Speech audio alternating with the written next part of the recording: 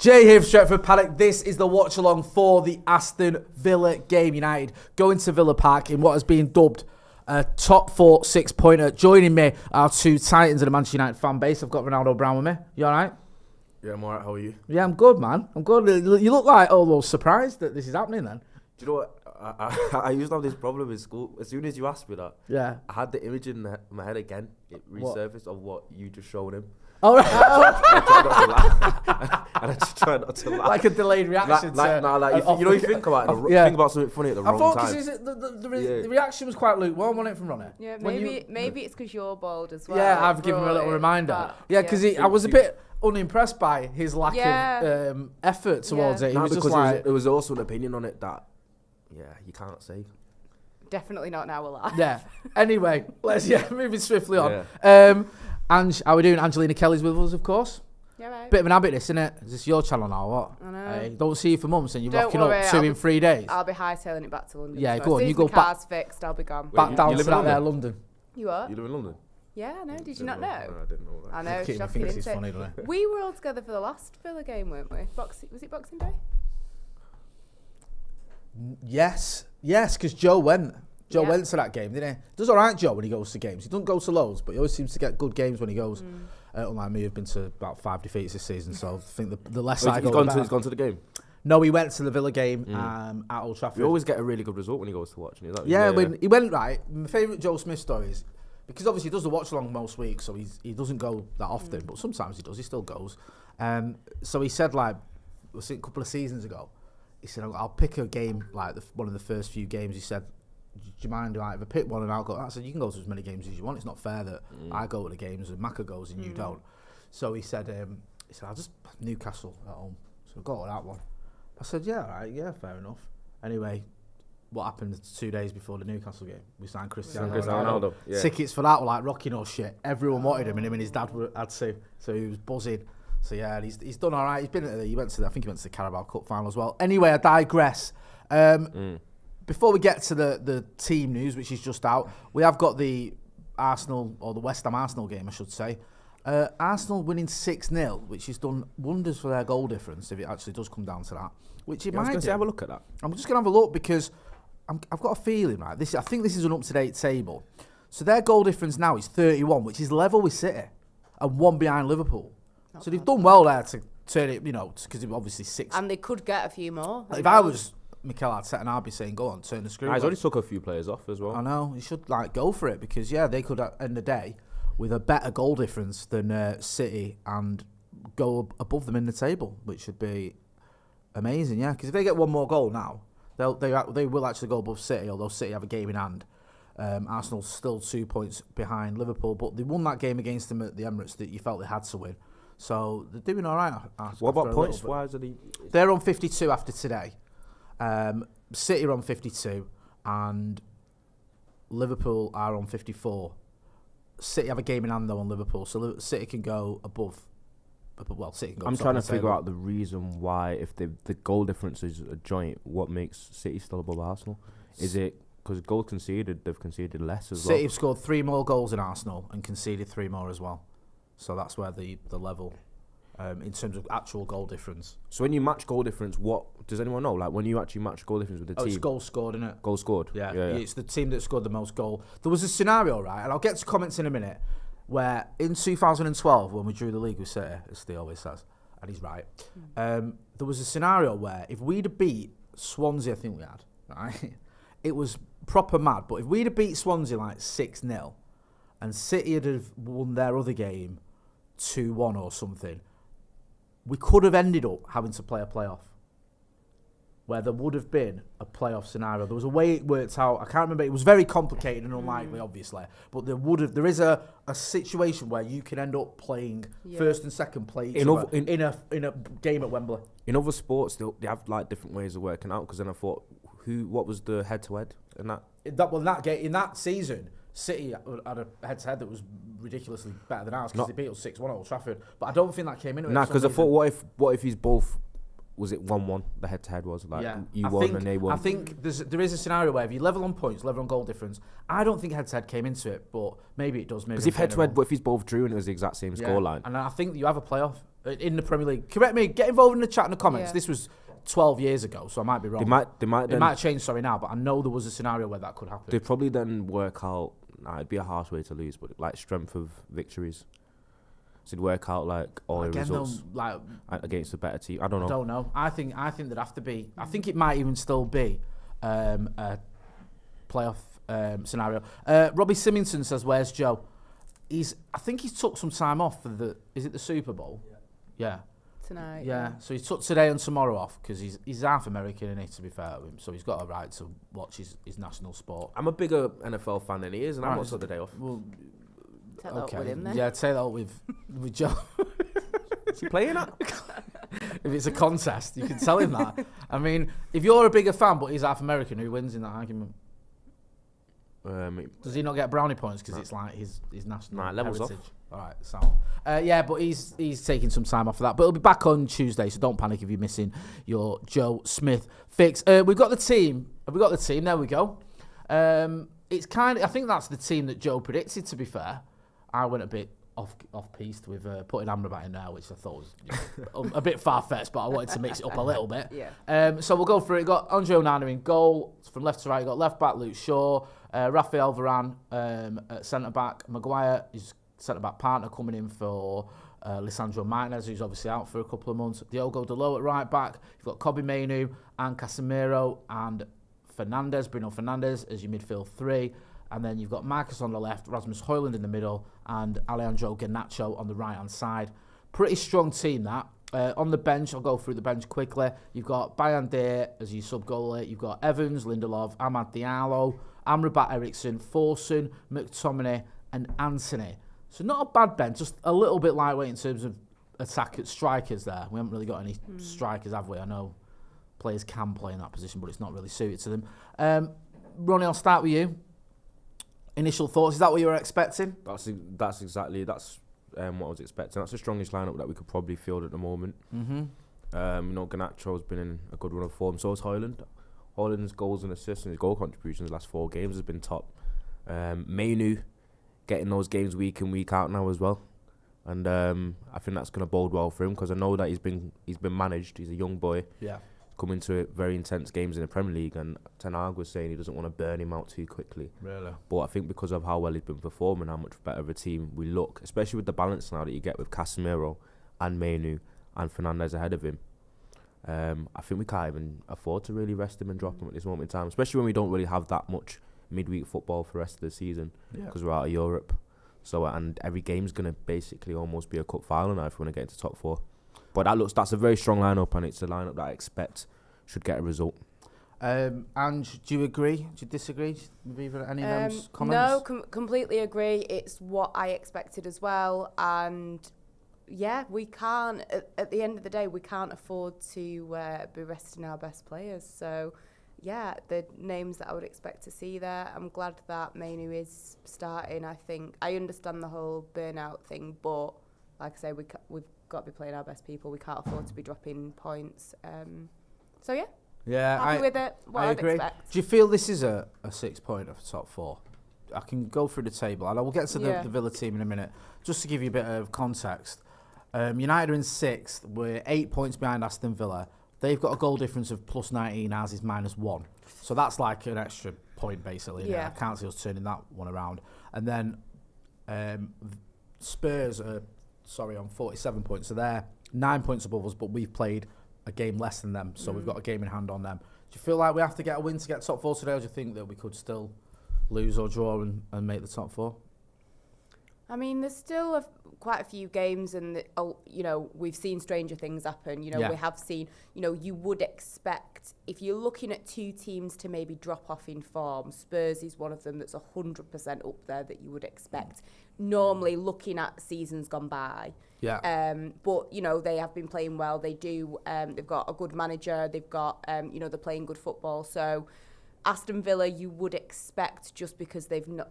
This isn't the situation that they're normally in, you would expect them to drop off a little bit as well. So I don't think it would be totally ruled out if we didn't win today, but you don't even want to think like that. We don't want to be thinking, oh, well, if we draw, if we lose, it's okay. You want to be winning every game anyway. So in my head, I think you have to win the game. Yeah, I agree. I'll go for the Villa team, then I'll get into some comments. Still 6-0 at the London Stadium, by the way. The Villa team is Martinez in goal. You've got Cash, Diego Carlos, Lenglet, Alex Moreno, McGinn, Kamara, Douglas Luiz, Jacob Ramsey, Leon Bailey and Ollie Watkins. And then on the bench you've got Olsen, Tielemans, Digne, Pau Torres, Diaby, Zaniolo, Rogers, Kessler, Hayden, and how do you pronounce that one, Ronnie? Because I'm just going to absolutely butcher that one. Why does it sound like they've got triple the amount of people to I know. They've got Is that Erik Bunam? Yeah, is that how you say it? I have no idea, mate. Sorry. You go on, you're a professional. How small is that? Sorry, you can make it. No, you can make it bigger. It's the lenses. Yeah. I'd ignore the G, so maybe like the G silent. Iro Bunam, there you go. Get involved in the chat. Any Villa fans, tell us how, spell it out phonetically for us. And let's say nothing further before he comes on and scores. I know, yeah. Slick Vic says, shout out Ronnie and Ange and Papa J.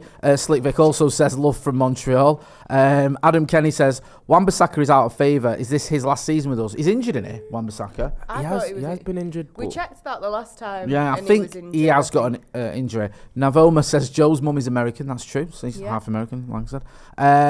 Lockstock says, Casemiro can hold Maguire's hands, hand even. It's fine, lads. There was a bit of a quote, wasn't there, this morning? Well, I didn't in the news, but there was also, it's been doing the rounds, about Erik Ten Hag and Casemiro and Kobbie Mainoo. I think we tweeted, if I can just find it. He said, Casemiro is trying to help and to support Kobbie Mainoo. I had that confidence in Kobbie because I saw him performing in autumn. Then I saw him progressing during spring and in summer. I had that game from Arsenal in my mind. I didn't have any doubt. Yeah, do you think, Ronnie, that Casemiro could be a little bit of a mentor for Kobbie Mainoo? Do you see him being that kind of guy? Definitely, 100%. I think Casemiro looks to be the type of player that would almost embrace that kind of role. He does have a bit of a veteran leadership to him. Yeah, he is meant to be very obsessed with his preparation for games, and he's into his stats and his data and all them things. I know he didn't have the greatest start to the season, but we do look a more solid outfit when he's back in the team, especially playing with Mainoo. And I think if you're Kobbie, is it Kobbie or Kobbie? I think it's Kobbie, innit? I think the trick is it rhymes with Robbie. Yeah. Because I think there's an instinct to call him Kobbie because it's a more famous name, innit, Kobbie. Yeah. But I think it's Kobbie. Because Kobbie, if you're Kobbie and you're getting to play with someone that's how many Champions League did he win? Was it 5? Yeah, 5. Played in one of the greatest Real Madrid teams ever. Someone as decorated as Casemiro. I think you are going to want to be a sponge, and I think Casemiro taking Mainoo under his wing will bode well for him. Yeah. It's weird with pronunciations. I remember we used to have, me and Dave Pritt, we did the Academy review, we used to have this debate about Shoretire, and everyone was like, it's Shoretire, and we looked into it, and we spoke to people at MUTV, and they were like, no, trust us. People that knew him, it's Shoretire. And then he did an interview once where he said Shoretire himself. He went Shoretire, and we was like, everyone was telling I think I've seen someone like that before, where everyone says someone's name a certain way, and then someone refers to themselves in the name, and pronounces it differently from everyone else. Yeah, and everyone was like, actually, maybe we should start doing that, just like pronouncing our own names differently, just to irritate people. What? Like, how would you do that then? I don't know, like my name. Yeah, Angelino. Angelina or something. Right, all right. Yeah, it sounds like an X Factor contestant when you do that. How would you X Factor contestant? Angelina. Or spell the names a weird way. How would you do yours? Jai.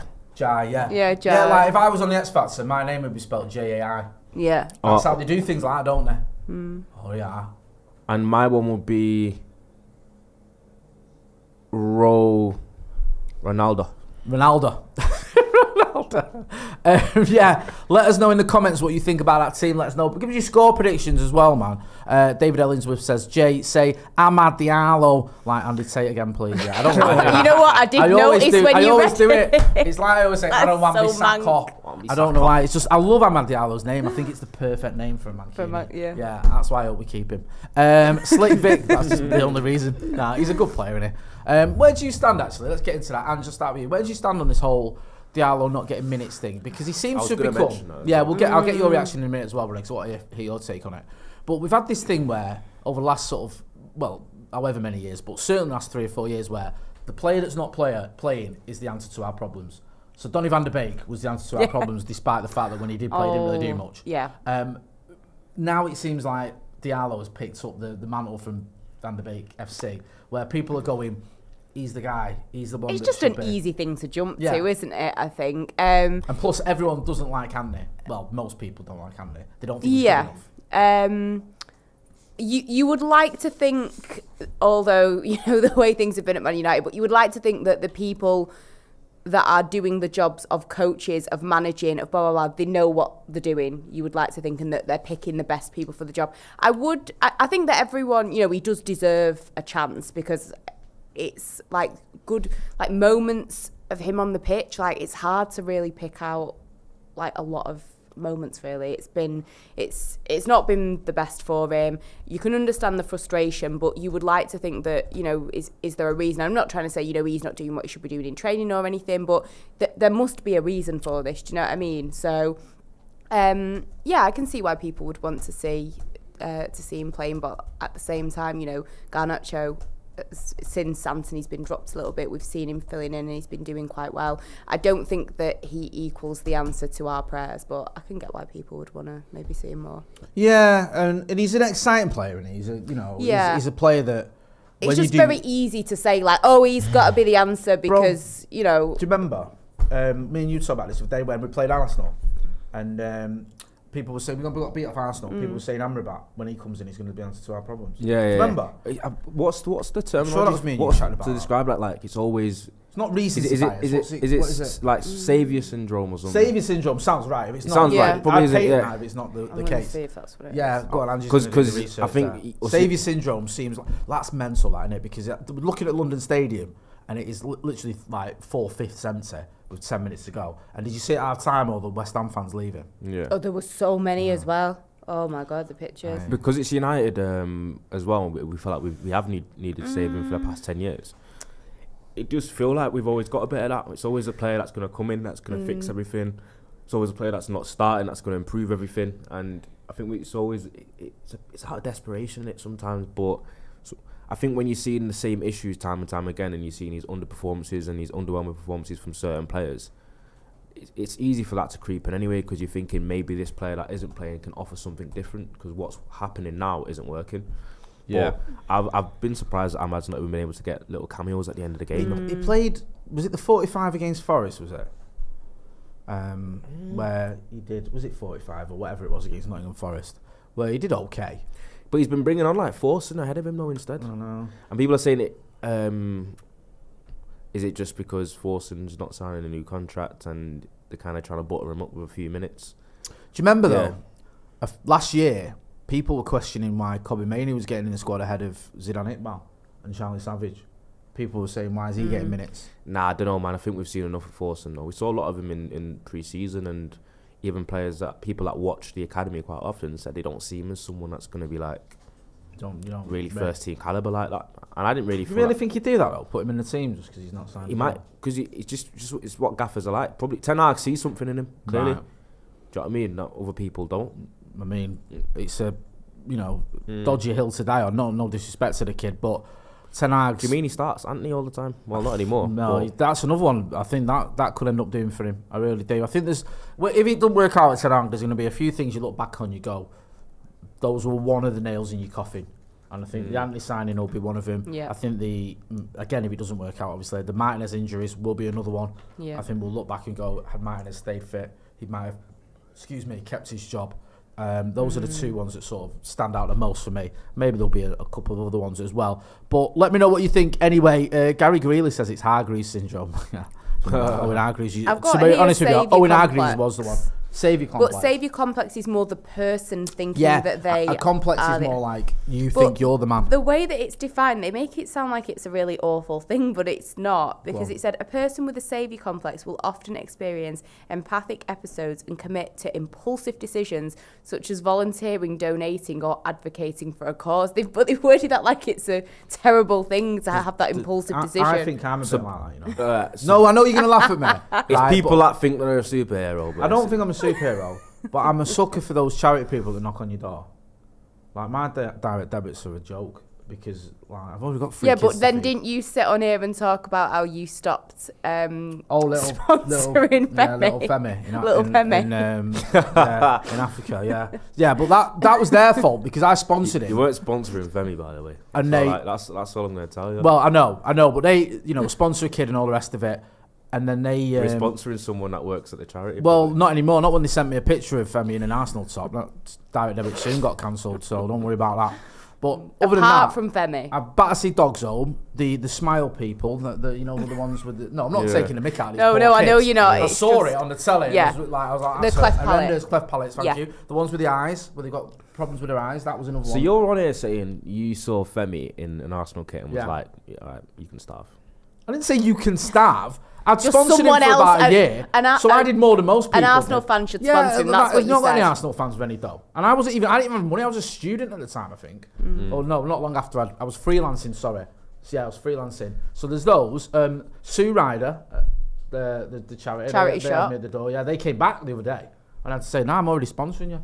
I don't think they believe me, so I showed them on my phone. I said, "Well, there's my direct number." Just got a big heart. I don't know. Do you- Gullible, I think is do- the word. Honestly, Do you stop for those in Piccadilly Gardens? No. The The sugars. They uh, try nah, and mug you. The ones in the blue that wear the blue. I don't know if you.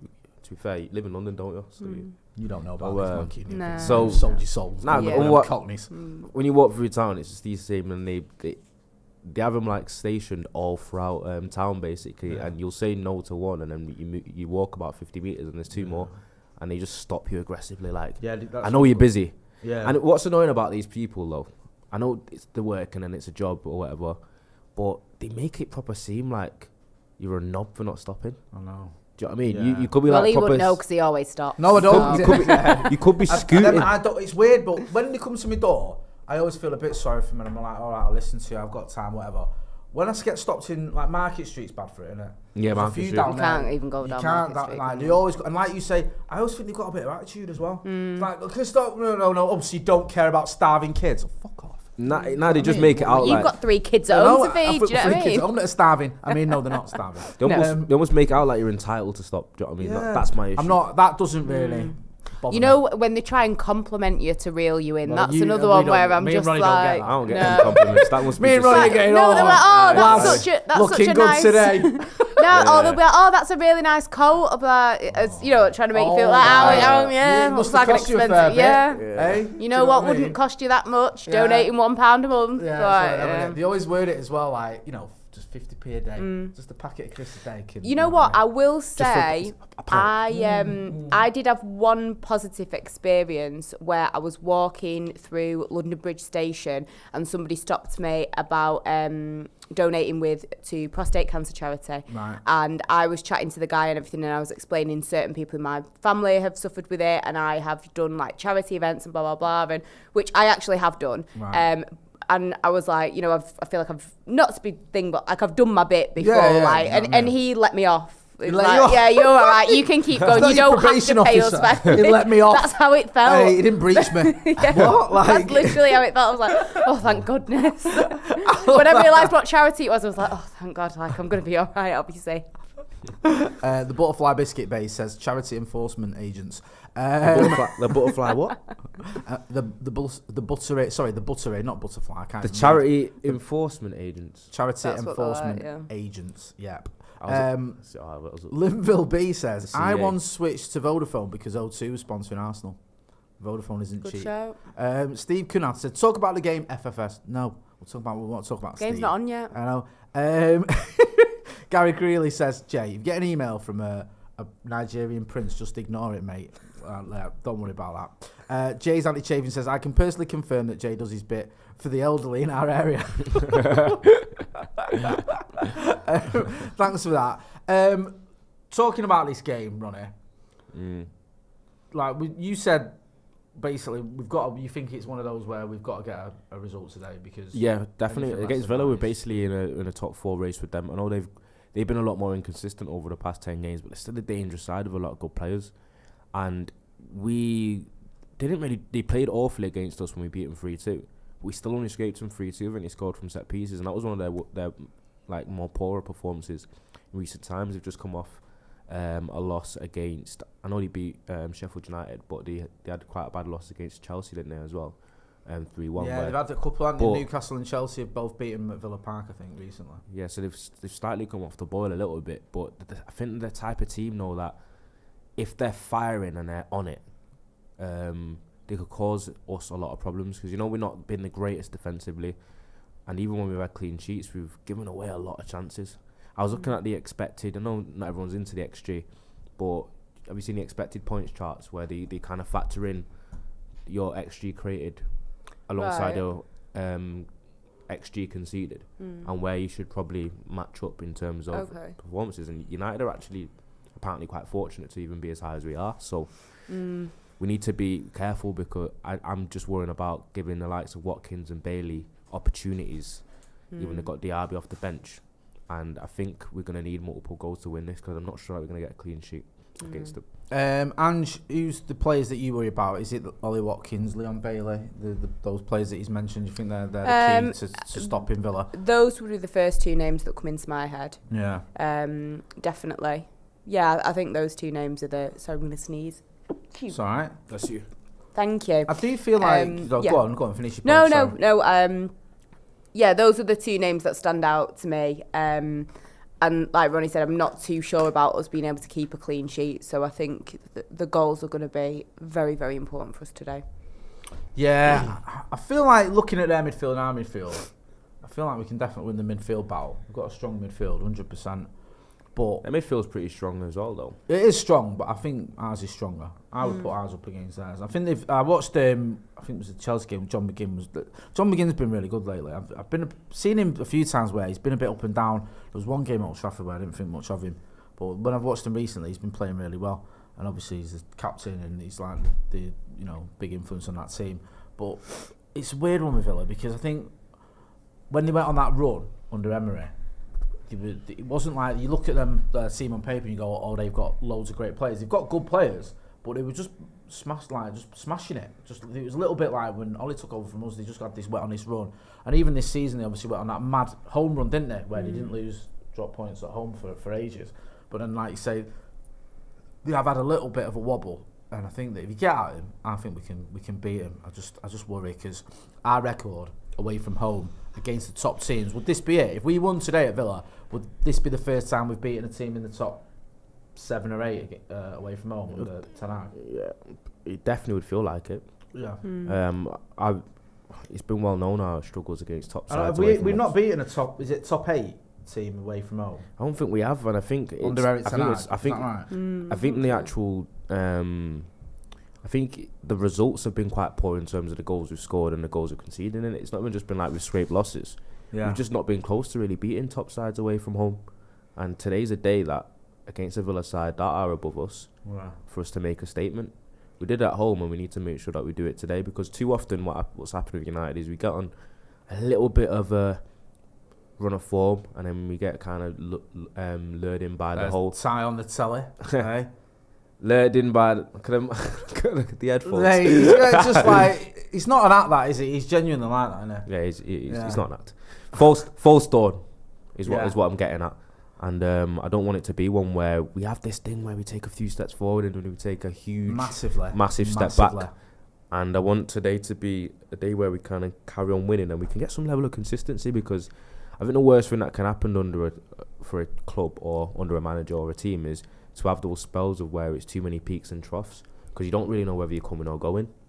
Yeah. No, you need to see like a consistent strategy and a consistent like level of performance, not sometimes and then sometimes not, because you can end up becoming quite stagnant for a long period of time if you start doing that. Some comments here. Ben DPB says, would you rather Watkins or Tony in the summer if you could? Both, I think, are in our price range. I don't see us getting either, to be honest with you. But if you had a choice out of them two, who'd you go for? How old is Ollie Watkins? I think they're both like 27, 28. Are they both the same age? I know that Tony's 28. Yeah. Yeah, they're both 28. I'd probably go with Tony. I think Tony's like, I don't see Ollie Watkins going anywhere, to be honest with you. He might do. He's a good player, good goal scoring record. I don't know. I see him staying at Villa. Get your score predictions in as well, please. Don't forget, send us your score predictions. Let us know what you think. Big games, you think United are going to win? We've already had a couple as well. Ask Kit Raj says 3-2 United. Villa scoring a late penalty for 3-2. Okay, we'll have a bit of that. Someone else has put Hojlund on the double, and that's Ask Kit again. Red Ocean says Mainu hat-trick. John Gibrarian says, shout out to Ange, nice to see her back on the watch-along. 3-1 to United today. Let's have a look. Yeah. Ryan Vengtek says, my wife has a heart of gold. She's been supporting charities for underprivileged Greek waiters since that trip to Mykonos. Wow. That sounds like a story for the couples therapy. Yeah. Wayne Rubery says, Watkins is Rashford 2.0. I don't know that. I don't know if you think that's a good thing or a bad thing. I don't know. I don't know what you're getting out there. Watkins and Rashford are nothing I like. I don't think they are, but I don't know what the point is he's trying to make there.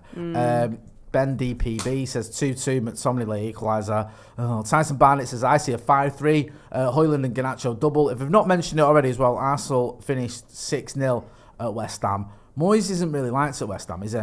Like, it's a weird one. They're because 8th and the fans don't. I get it, and I really don't get it. Like, obviously, I mean, after today, no one's going to like him, but it'll be interesting to see what happens after that game. But the thing is, I always feel like West Ham fans need to they need to recognise that they're. You mean you need to live in the real world? Exactly, 100%. I think that the money that they got for Declan Rice, I think that they've overall spent it quite well. Yeah. I think that Moyes came in, got the sack. They got him, was it Pellegrini? Well, he's been in twice anymore. Yeah. He came in for, was it Slaven Bilic? Rescued him from relegation. Yeah.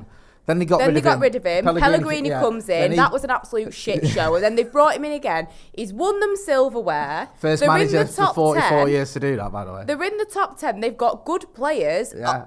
Fair enough, today's a mess. But overall, they've been playing good football. Yeah. That has been getting them good results. And they are all sat there miserable as sin. Like, why are you so miserable? You've just won a trophy. Fair enough, Rice has gone, but you've literally just won a trophy less than a year ago, and you're all sat there fuming. I know. Me and Joe were looking at this with Dave. Moyes' record at West Ham is like very good. Yeah. Like he's got them into Europe, I think, 3 times, which is rare for them. And they're still in. They've got a good chance this season of winning silverware in Europe again. So what are we moaning about? Exactly. They've had 2 seasons where they scored 60+ goals. I think Moyes is in trouble now, though. I mean, today is not the day to be defending him, and like that is horrible. And the fact that half his ground was leaving at our time, you're in all sorts of trouble. I mean, he was already being questioned. I just feel it'll be interesting if they back him or not. Yeah, I just feel he's treated a little bit harshly by the West Ham fans, and I've not got a dog in the fight. I don't particularly like David Moyes. This is the thing. I cannot stand David Moyes. Right. So for me to be backing it. Yeah, because I just heard a lot of stuff about how he was really vile behind closed doors, like the way he treated staff, and proper God complex. Moyes. Yeah. So he's like, apparently he does. I don't think he didn't get it. He didn't get the magnitude of the job that he'd taken and the amount of media he had to do, the amount of in-house media he had to do, and I don't think he was too friendly towards certain people. I've heard this as well. Yeah, he wasn't nice. He just didn't get it because when you're at Everton, you might have to do 1 interview a week for the club or whatever. And because Moyes was at that point, he was basically almost, I can't say bigger than Everton, but he was. Yeah. He had a level of stature where he probably been there a decade. Where he probably could have a bit of that God complex, where he could walk around thinking, "I'm the big I am. I can chat to everyone who I want." I think he really did see it, because that whole narrative of him being the chosen one was perpetuated by the media. I think that dark day in our history, that banner. That literally came down. Well, yep. It inflated his ego, didn't it? At the end of the day. Who the fuck thought that was a good idea? Honestly, it was terrible. Daniel Coe said, "Did you see the Stone Roses collection? The club released thoughts." Yes, I saw it because my cousin is in it, and I'm very proud of her. Yeah, so yeah, what stuff. Did she get some freebies or what? Well, I'm waiting to see what she gets delivered and then go around and rob a bit of it. But very proud of her, Kami. She looked wonderful. So yeah. No, good stuff. What made me laugh that, I don't know if you saw the Gary Neville interview, or not the interview, the podcast, where he said that he's the reason we have This Is The One playing when we come out of the tunnel. Of course, yeah. Because he said that Fergie asked him to change it or something. And then, I don't know if you saw Brian McClare did a tweet saying that that's not true. Good. You know what, I'm glad. He's saying that he chose the Stone Roses. This is one we was with Chucky last week as well, so I didn't ask him about I'm backing Chucky 100%. But next time I see him, I'm going to ask him. We'll get him to chat about it. I want the full story on that, because it's just very... And listen, I don't have a problem with Gary Neville, but I just think it's very Gary Neville for him to be like, oh yeah, it was all down to me. Like, I just, Never listen to anything Stone Roses on my own accord. You what, sorry? You never listened to it of your own accord? Yeah. You never sat down and thought, I'll bang on a bit of Stone Roses? Never. Same here, Bit of I'll be Fool's honest. Gold? Aye. Bit of She Bangs the Drum? Never. None of that? No. Fair Never enough. heard those songs. It's almost as bad as when there's a reason why I've not worn a Metallica hoodie in a while. Why? You don't listen to Metallica. But that's why? Because people point out that you think you listen to it. Is that what it is? No, it's just people saying, everyone goes, Ronnie, just name a Metallica song. Do you know what though, Ronnie? Everyone does that, right? Everyone wears Ramones t-shirts who's never listened to a Ramones song. Or in Metallica, my missus wears Metallica t-shirts. You're not a Metallica fan. It's like, if you've got a t-shirt that's got certain bands on it, people will wear it, won't they? Yeah, I try to tell people it's common. A lot of people wear the hoodies and their merchandise because it's like a really cool design that they've got going on. And it's almost, I was going to say hipster. Hipster. Yeah. It's a bit snazzy, innit? Bit snazzy, I like that. Bit snazzy. Hit that like button, people. Let's get to 1,000 likes before the game kicks off. We're only, what are we? Where am I? What time is it? We're 23 minutes away. I'll go through the team again in case you don't know. Manchester United's team, obviously it's been announced. We're only 23 minutes away from kickoff. But in goal, you've got Andre Onana. Left back, you've got Luke Shaw. Centre backs are Raphael Varane and Harry Maguire. Right back, you've got Diogo Dalot. Midfield three of Kobe Mainoo, Casemiro and Bruno Fernandes. And on the left, you've got Marcus Rashford. On the right, you've got Alejandro Garnacho. And down the middle, you've got Rasmus Hojlund. I just want to ask you, Ronnie, a little bit about Alejandro Garnacho. He's been on that right-hand side now for a little spell. It's not his preferred position, but I think he's been doing well there. What have you made of his performances? I thought he looks... You can't really understate how impressive it is when you are a bit of a inside winger that likes to play on the opposite side, like Garnacho and Rashford, where you play on the left. It is so different when you play on the opposite wing in terms of just the angles, and I think your options are almost a little bit more limited when you go 1v1. It's almost you can only go really down the outside, whereas if you're on the left, you can go inside and outside, and it makes you a little bit more unpredictable. So a lot of players now don't like playing on that side, that their strongest foot is. But for him to be almost as effective as he has been on the right when he does like performing on the left is very, very impressive. To be able to adapt like because we've seen Rashford, he's not been able to do it. No. Whenever he's been asked, and a lot of players do struggle with that. So I was sceptical about it because I thought he did look like more at home or more of a his style of play and his profile seemed to suit that whole being on the side, because even the runs he makes decent runs in behind Garnacho as well. I'm more thinking of like the run he made against Arsenal, the one that got wrongly chalked off as offside, because I can see that very much becoming a bit of his game as well. But he's doing a job because we've got someone that's massively underperformed on that side in Anthony, especially for his cost, and he's added another dynamic, because I think we always became a little bit predictable in terms of the way we attacked, and that's been for the past couple of years. It was always down the left or nothing else really, apart from obviously when number 11 played there. Well, the former number 11 played there on that side. But other than that, we've struggled there with the likes of Anthony, and even when people thought Mount was going to have to play there, people thinking Ahmad might be the one. But I think Garnacho's forgot he was even in that we signed him. It's a bit, it's mad unlucky really, because you can't predict that a player you sign is going to be injured. How long has he actually been out for? What was the injury? I can't even remember. Let me have a look. Because the amount of time he's been out, I'm assuming it was a broken leg or something. Like it's been taking that long. So he had I think he had a double. It says here the double blow. He had a calf problem. Vague. And then I think he's just been struggling with injury issues ever since he came, to be honest with you. A bit vague that though, isn't it? Yeah. I want to know what the issue is. I'm not sure. I'm just trying to. It's looking like a bad buy at the moment. I'm not gonna lie to you. Yeah, I mean, it felt like a bad buy to me when it happened. To be honest, I kind of got. Steve kind of taught me into it a little bit, and then that's weird. That because when I'm obviously around Steve enough. When we were initially linked to Mount, he wasn't really that. No. On and when I went on his channel, and he said we're going to do a Mason Mount debate if you're up for it. Like, might have done that for the no, but I said that. I mean, he made a convincing argument. Yeah. But then what made me? It wasn't just that. I kind of bought into what he was saying because he made a good point. But what made me like him more was the fact that the Chelsea fans had a meltdown when he signed for us. they were like, I can't believe he's gone. Da, da, da. Yeah. And it wasn't just because he came through the academy. They obviously rated him. Whereas look at Kai Havertz. I'm pointing over there because Arsenal have just been on. They weren't bothered about losing him. They thought they got a bit of a But deal the crazy getting rid of thing him. is, though, if you're looking at that, Havertz has done more for Arsenal. I think anyone has done more than. Do you know what I mean? Yeah, And 'cause they're like, not Mount's done nothing for they're us. not all jury on How many games Havertz. has he played? Mount.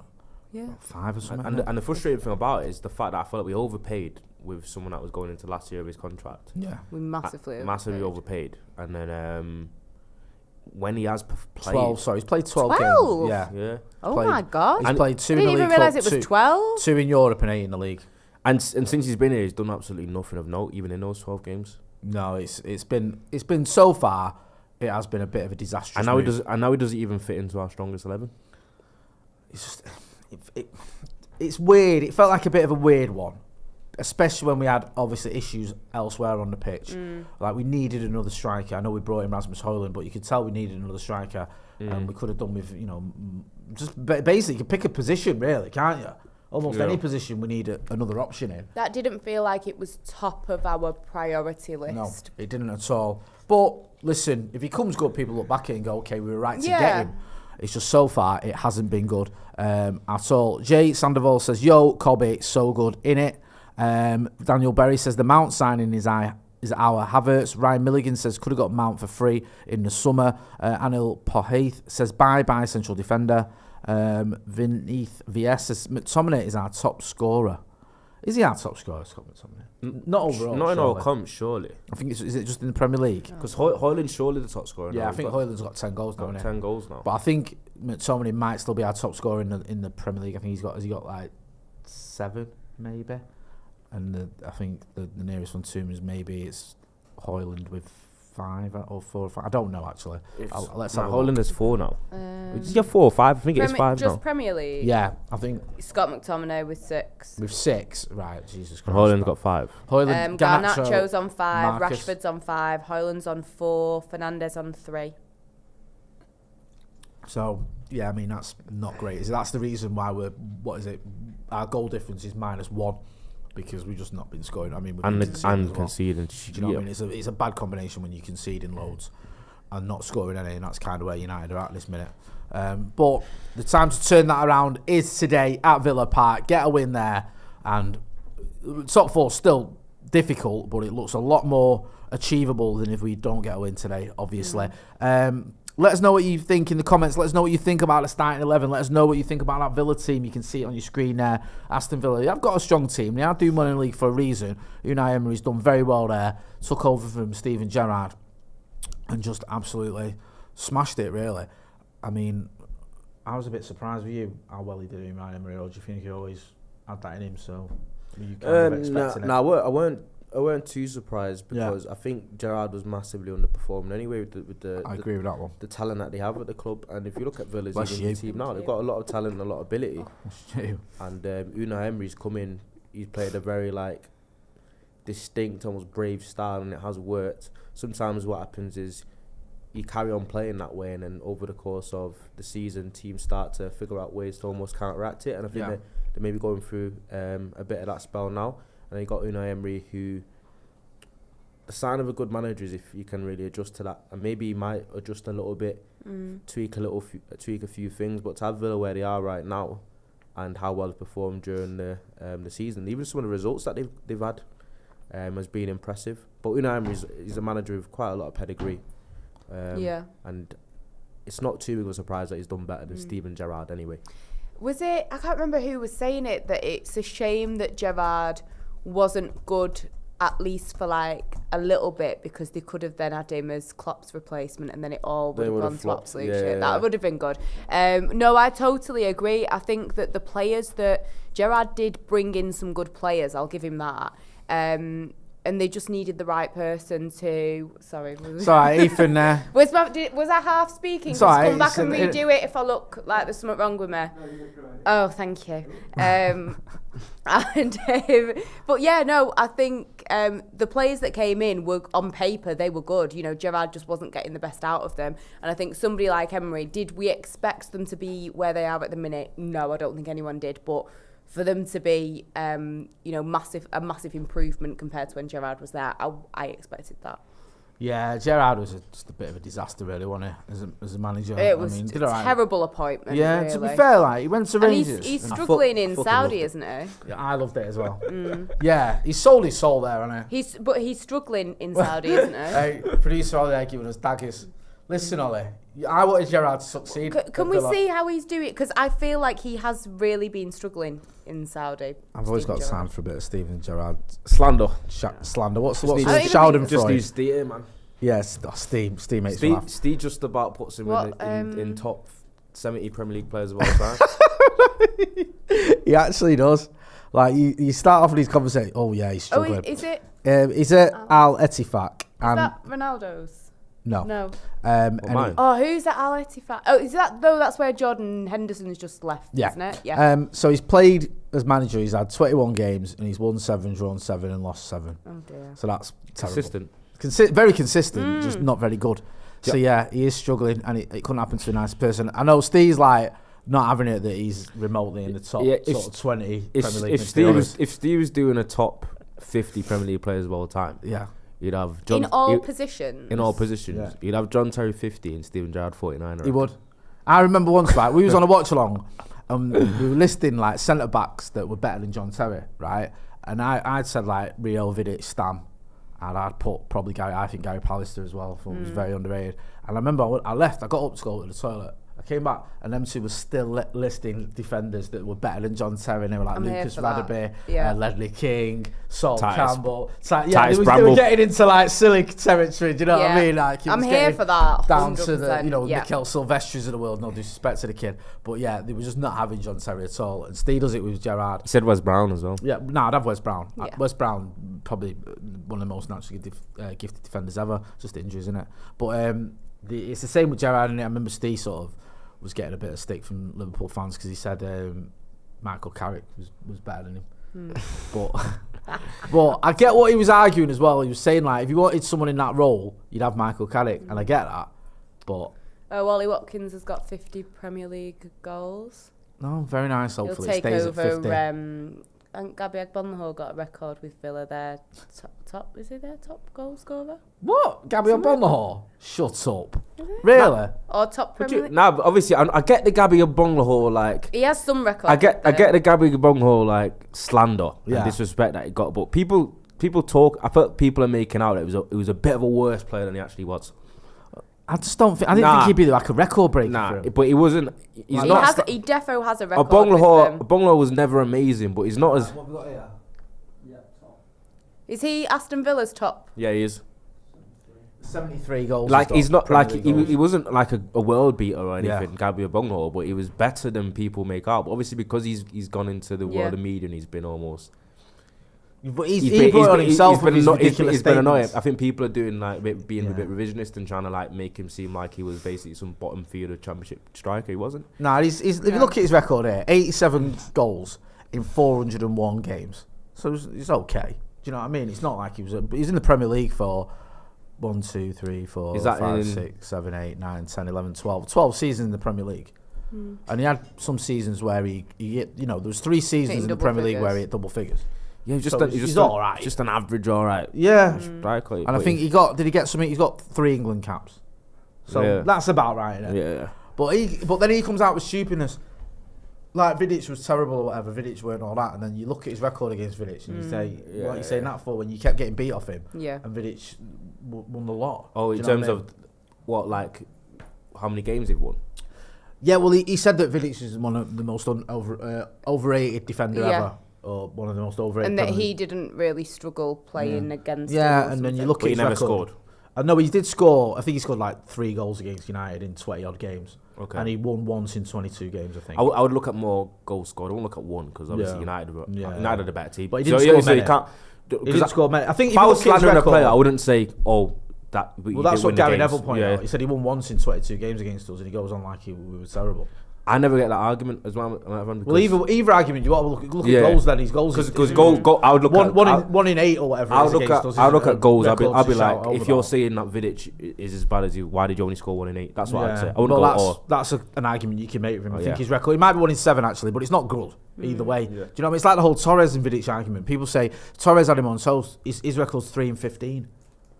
Marcus because of that mistake, innit? Marcus has got a better record against Van Dijk than Torres has against Vidic, but people don't want to talk about that. You're right, it's because of that mistake. But then again, even that mistake, people fabricate. You know, United still won the league that season, so it's like this. It becomes this myth, doesn't it? Like, oh, he always struggled against him or whatever. Kyle Lance says Garnacho to score today. What about Anthony now? I feel with Anthony like he's clinging on to his place on the bench a bit. To be honest with you, I think it's almost a case of, you know, he's lucky to get any minutes, but I don't know. M. Monter says, if Guardiola was our manager, would we play so badly? I think not. Probably not. Football Lover 69 says, Rasmus Hojlund will score today. Come on, United. Vineeth VS says, can we talk about Villa's bench? Diaby, Zaniolo, Pau Torres, Tielemans, G's. Ronnie, what do you think about Villa's bench? I was looking at their bench. Anytime we play a team, I was looking at their bench because not as much recently. We used to that fade away in the last 20 minutes. And if they've got a little bit of pace or dynamism on the bench and we're chasing the game, I always used to be concerned about the massive gaps with leaving transition.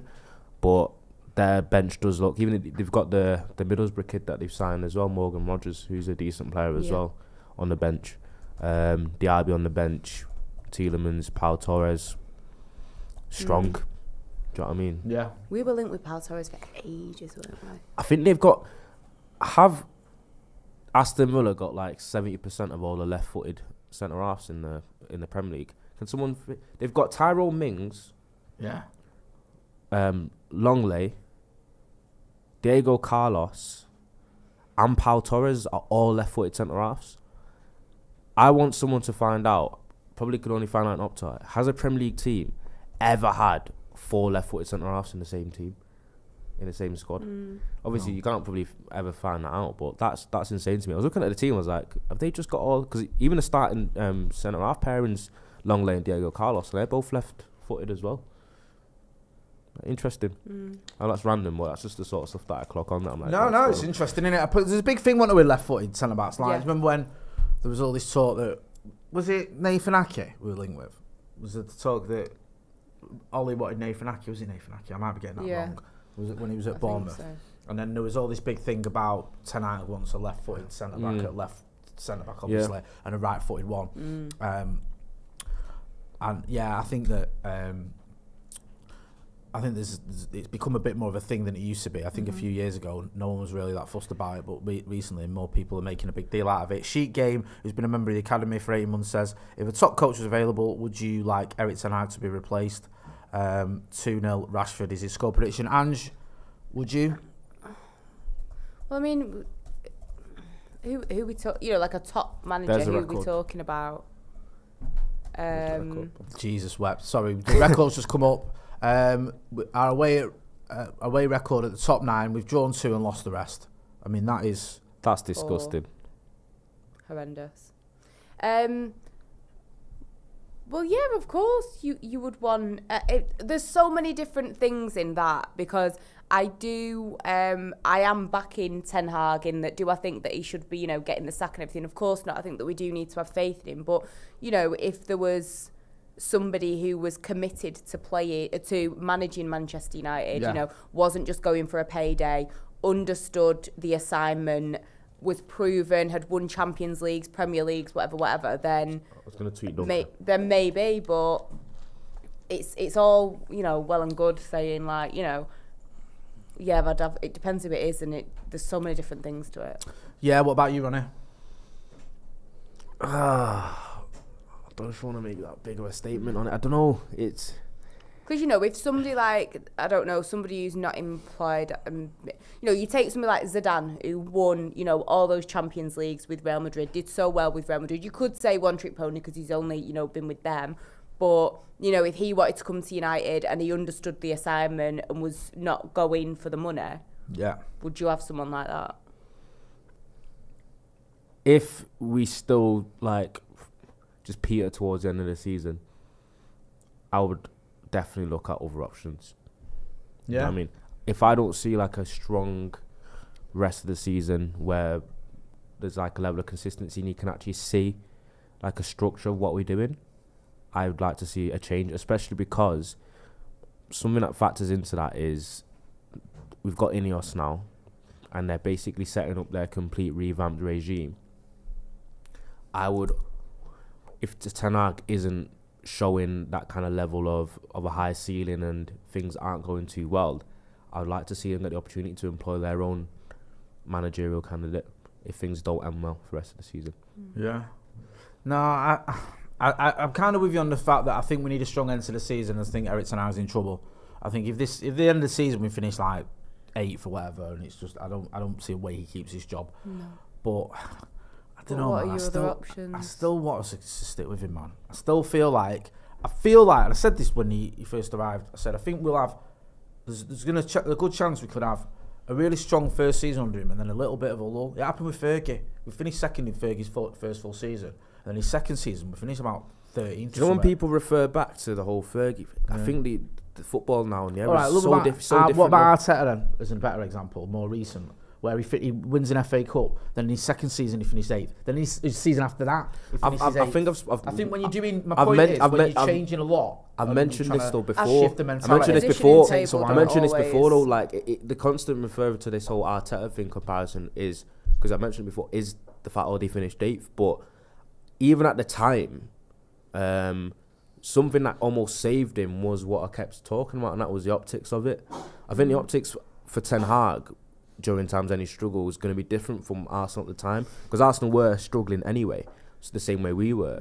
But even though Arsenal were finishing 8th, there was like, even though it wasn't always working well for him at the time, he was weeding out all like the bad apples in terms of like Aubameyang, Lacazette, and he was also like there was a distinct like style of play. There was like a structure. You could see what he was doing. It wasn't necessarily firing all the cylinders straight away, but you could see some sort of like evolution from an optic standpoint. So where you could see something happening, even though it wasn't instant. I don't think there's always been that for Ten Hag, especially in the season. I agree with that point, and I do think people forget how many Arsenal fans hated Arteta and wanted him gone. Yeah, but Arsenal fans. I know they had some horrific results under him, and they had some bad runs as well. Because you don't finish 8th if things are going well, obviously. No. And I think there was a big crowd for like this isn't working out, especially when he did it the following season. The one thing I get with you when you talk about Ten Hag is you don't always see that style, but I do feel he suffered with the players he's had missing as well for what he wants to do, and I do think we're much better when he's had these players. And I do think he has got rid of some players that he needed to move on. The one thing that goes against him, that maybe doesn't go against Arteta, is I also think Ten Hag, especially when I don't want to keep going back to it, but especially if you look at the money spent on Antony, for example. Again, you could maybe argue Mason Mount as well. I know it's not his fault, he's been injured. Some people would argue Onana, I think the jury's still out. He has spent money on players that you go... Yeah, because Arteta's had signings that seems to have had more signings that worked than didn't. That's even though obviously a Martinez signing worked for Ten Hag. Yeah. But then do you blame that? Obviously you blame a lot of it on Ten Hag, but also just our recruitment in general is not great. Nah, you blame them too. Yeah, that's the thing. Do you know what I mean? Well, I think you're right. I think you blame the manager has to take some culpability because he wanted him, but of course the club for sanctioning it. Because at the end of the day, if you're a manager and you've lost your first 2 games, and the club says to you, right, we can get you that winger that you wanted, but it's going to cost you. Well, you probably just go, well, we'll get him then. But and I think as well, you know, like Ten Hag's not a scout. He's not like running around watching every single game, or you know, trying to figure out he's having people brought to his attention as well, I assume. And if it's the wrong people being brought, I know some of the names are Ajax players, and it's obvious that he's wanted them. But if the recruitment's not good as well, and that he's not being brought decent, talented people, there's a lot of different layers to it, I think. No, I agree. Loads of people in the chat and the comments. Chris Coghill says, COVID and no fans in the ground, 100% saved Arteta. You might be right, you know. I don't know. True. I think as well with the Aubameyang thing. Yeah, and I think with Wenger, when they sort of like the fans stopped going, and it has an effect on it. Like you can see it physically. But I think he was very lucky that when the Aubameyang thing happened and everything, and that the owners started backing him a lot more, you could see that they were 100% behind him with his decisions. I think that was a massive turning point for him. Right, the game's getting underway. It's kicking off at Villa Park. Hit that like button, people. Is it a stat that said there? Villa have won, was it 1 out of the last 24 or something against United? Is that right? Because from what I always remembered, we lost there last season, but Villa Park's always been somewhere that historically United has almost been their playground almost. I think our record against Villa at Villa Park over the course of the Premier League era has been really, really, really good. Like one of our almost favourite grounds. So that won't be surprising me, that stat. Yeah, yeah. I think that's what it was. I think it's 1 out of 24, which is kind of mad. But yeah, like you say, Villa Park is it's a good ground to go to. Villa Park as well. As a fan, it's old school ground, but it's decent. old school. Yeah, around it's a bit. No. Yeah, it's in the dunya a little bit, Villa Park. Yeah. No disrespect. Oh. Get involved in the chat in the comments. Let us know what you think of the team. Let us know what you think about the game. Obviously, it's only just started. Give us your score predictions if you've not given them already. How important is this game? Andrew Ilewamwa says Rashford is the fastest boy in the Premier League. Who do you think is the fastest player in the Premier League? It's got to be an actual. Still thingy because he's still in the Premier League, isn't he? So it's probably a damage still. Is he? He doesn't play. Traore. Oh, right. Is he still there? Is he still at Wolves? Nah, it's easy. It's Ogbene for Luton. Yeah, it is. Oh, is Yeah. it? Villa breaking here. He's the Big fastest. tackle there from Diogo Dalot. Well done. Is it come up saying it is? He's the fastest. As in, like, they've had, like, the fastest moment so far. Ogbene for Luton. They should do what they used to do at the League Cup final. Steve always talks about this. Back in the day at the League Cup final, they used to have a race of all the fastest players in the league. Did they actually? So all the fastest players at half time would race each other on the pitch at Wembley. When did that happen? I don't believe that. And the winner would get like a fridge. Sounds like some gimmicky The sports what? day. The winner would get like a fridge. A fridge? Yeah. So they fought a Premier League. No, it's Division 1. You think them level of footballers need a fridge? Nah, this is back in the day, right? Half time race. What kind of fridge? Was it like? Because it was sponsored by whatever. Like when the when the ice maker fridges first came out, that was like dead fancy. I'm assuming it was like one of them fridges. Yeah. So this is it. This is what happened, right? Rumbelow Sprint Challenge. So, this I think Steve was at this game. This is why he always refers to it. So half time, all the players, like the fastest players in the league, raced against each other in the 100-metre race down the side of the Wembley pitch, with each player sporting their club's full kit and boots. Oh my god! Right. Oh, the first guys are.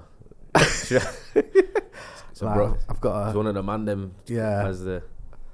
I've got a. It's got comments. Got John McKerry at the, and they've got like a podium and everything. Style. Right, so the fast, it's all the man them, innit? Yeah, it is. Right. Yeah. Oh my god! Actually, fully racing. It's like No, that's amazing. It's like the thing is, sports that day. could never happen nowadays, yeah. That could. That's so bad. That looks so bad. Oh, let me see again. Look at this. Like, Google it. Like, oh my god. Yeah. But they're fully like When was the that? red When was spot that? with, like, That was the it's 1992 League Cup final. Oh my god. Like, they're there in the full kits and everything, man. Yeah, they've got their. Oh my god, how did it start? Were they in F and the Koku's there. Were they in the, what are them things that real runners go in them like Heats. spring? No, like the Oh, things that blocks. put the feet in blocks. Yeah, no, I don't think they're in the got blocks. I think it's a standing start. It's like Dad's race at Sports Day. Yeah, that's absolutely. That seems like a different world. Yeah. That would never happen now though, because imagine someone does it and then like pulls something. Oh yeah. Imagine the meltdown on socials over it. Like people would get fully into it. If your player That won would be a huge yeah, thing if your now, player yeah. won that, like you'd probably It's basically like, a trophy. Yeah. Counts as silver. That's what Tottenham fans used to do for Harry Kane's golden boots. But you just know Yeah. it'd be if some like obscure player won it, like some team would like end up signing them off it or something. Like you can see it happening. Probably. See what's happening anyway. How Harry Kane's taking his curse abroad. Mate, can you believe that? Like I can't. What is it? Leverkusen 5 points clear now after beating Bayern Munich. Was it 3-0 as well? I can't believe He he's not might going to win. actually be cursed though. Like Munich have won the title amount of every goals year that he since scored. 2013, including 2013, and now they might not win it. Like, They're still in the cups, though, aren't they? No, they're out of the German Cup. They're out of the German Cup. Is that the pokal? And they lost. He What's lost. the other cup? He lost the Community Shield as well. The Yeah. German Community Shield in the first game he played. Isn't there another cup as You, well? you're I our should know this. Sorry, you're our guys. resident German expert. You lived Give out me a there and minute. worked out there for a year. Give me a minute. Doc Rock says he's been a member of the academy for 7 months. Hey, Go on. we're in here. Hojlund. Hojlund's in. Square it. He's not No, he's offside. He says, no, See Ten Hag that. is a good manager. It's not Ten Hag's fault because he refuses to blame the players he's misunderstood. Let's have a look at this. Yeah, it's just a hard. Just. the high line, the high line things. You know what it must be like playing as a centre half for this Villa team under Emery, knowing that you're going to be completing 20 sprints back every game. That's something you'd Do you know what I enjoy, Ronnie, if you was a defender in that team. Nah. Too much energy exertion there, man. What's the script with Tyrone Mings? He's just injured. He's been injured for ages. Yeah.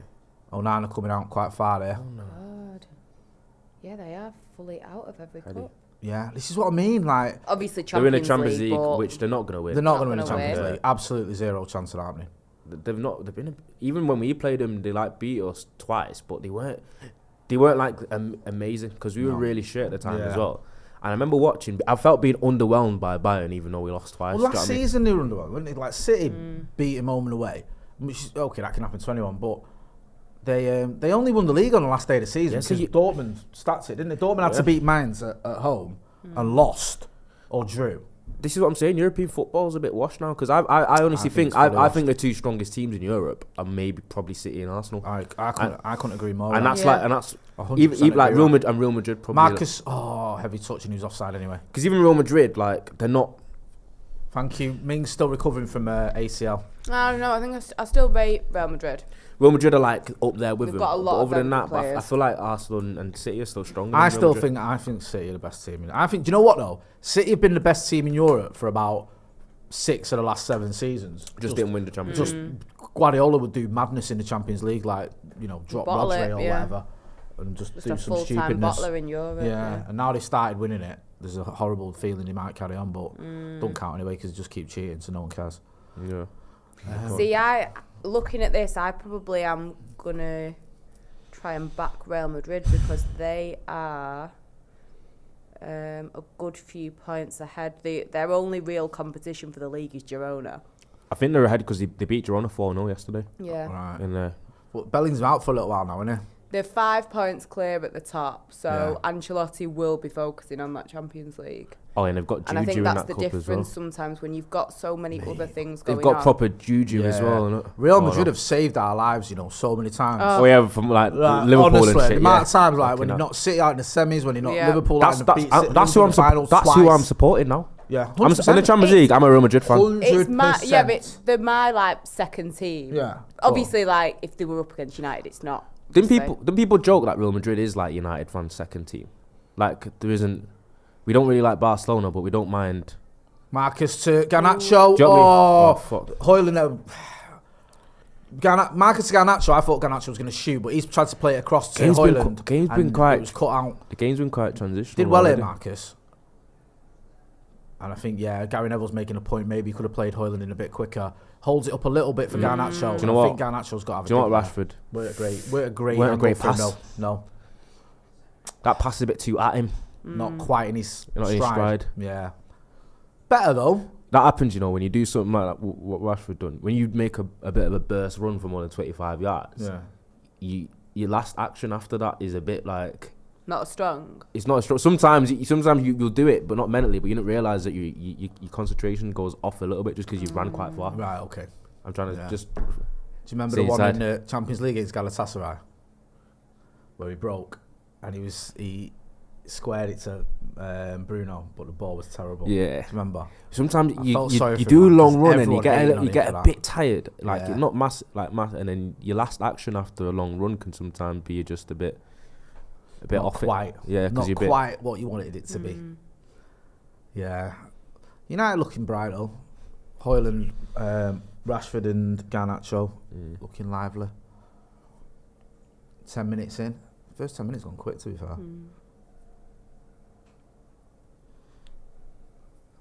feel like kit. CB says, if you hate Scumchester, please reply. Where's that? I'm not sure what it means by that. Go on. Luke Shaw, Links crossing. to that post. It's cleared there. Well, it's headed over for a corner there. Jacob Ramsey. Rumours they had to sell him for like 50-60 million because they're in FFP trouble a bit. Really? Yeah, man, so many clubs are in FFP trouble. Mm-hmm. It's like FFP's gone all serious recently, man. Where was that when I know. but Where was it when we needed it? people were in about Chelsea, but like, do you know Chelsea? Have you looked into Chelsea's actual finances with all the massive deals that they've actually Well, that's done? why they've put so many contracts on, like 8 years and things like that. The- That's why it heads they're over at- from the corner, well over. Chelsea apparently are actually like quite well within FFP. Really? It's because the way I think It's not just the amount. Is it Amo? It's not just that though. It's the they actually sell really well.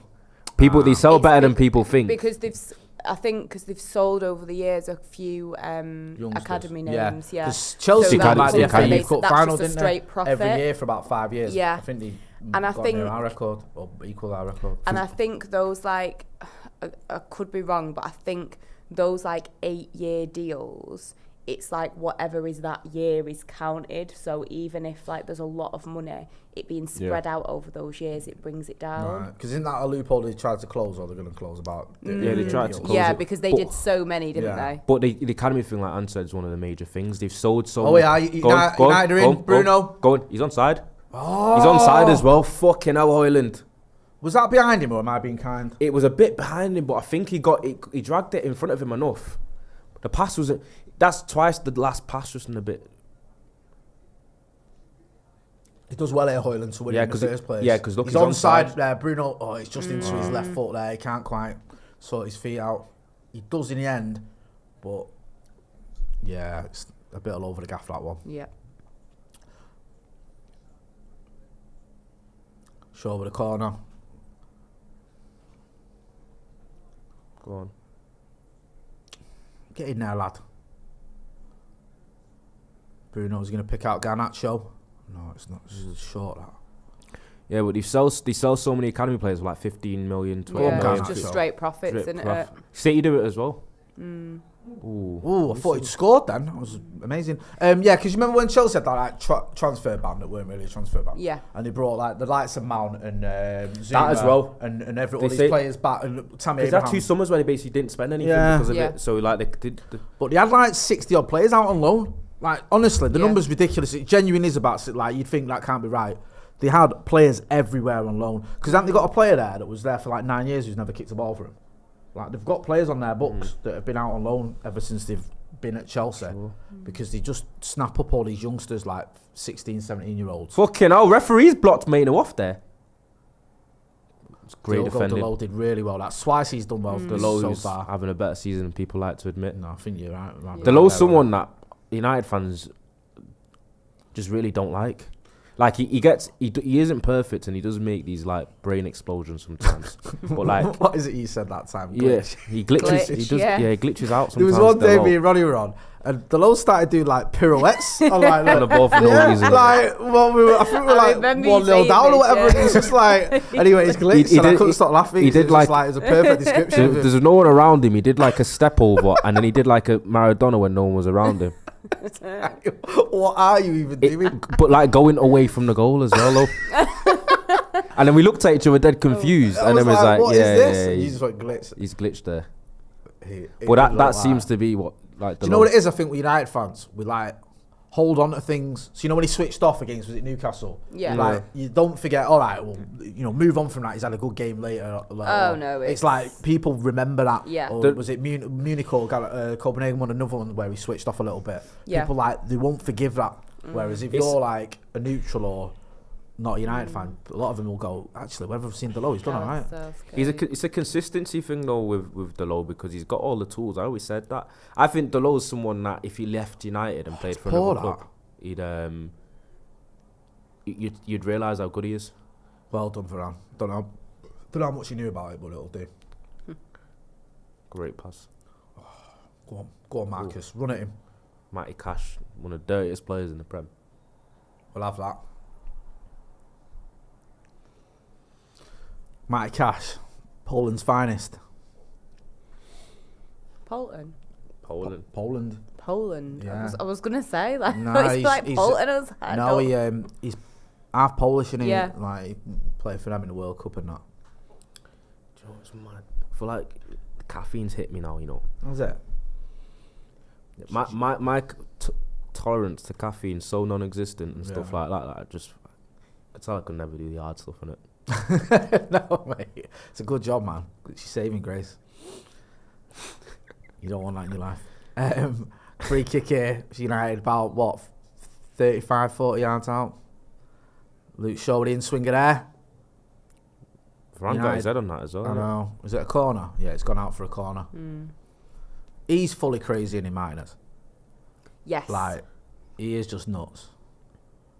Like, he is I just can so see. irritating. You know why he's like kind of ideal for a World Cup sort of goalkeeper, a tournament. He's a tournament. Yeah, Infinite you player. can have him for 8 games and he can be amazing for them 8 games. and Yeah. Do you know what I mean? and he's exciting. Yeah. Where if you have him for over the course of like 50 games in and a he season, just causes he's got fucking about havoc. he's got at least 10 things in him that season. Do you know what I mean? He just looks very deranged, doesn't he? Great. He's one of the better shot stoppers in the league, He's don't he? that saving the World He's Cup just a final bit- right at the end. United, yes, that Hojlund.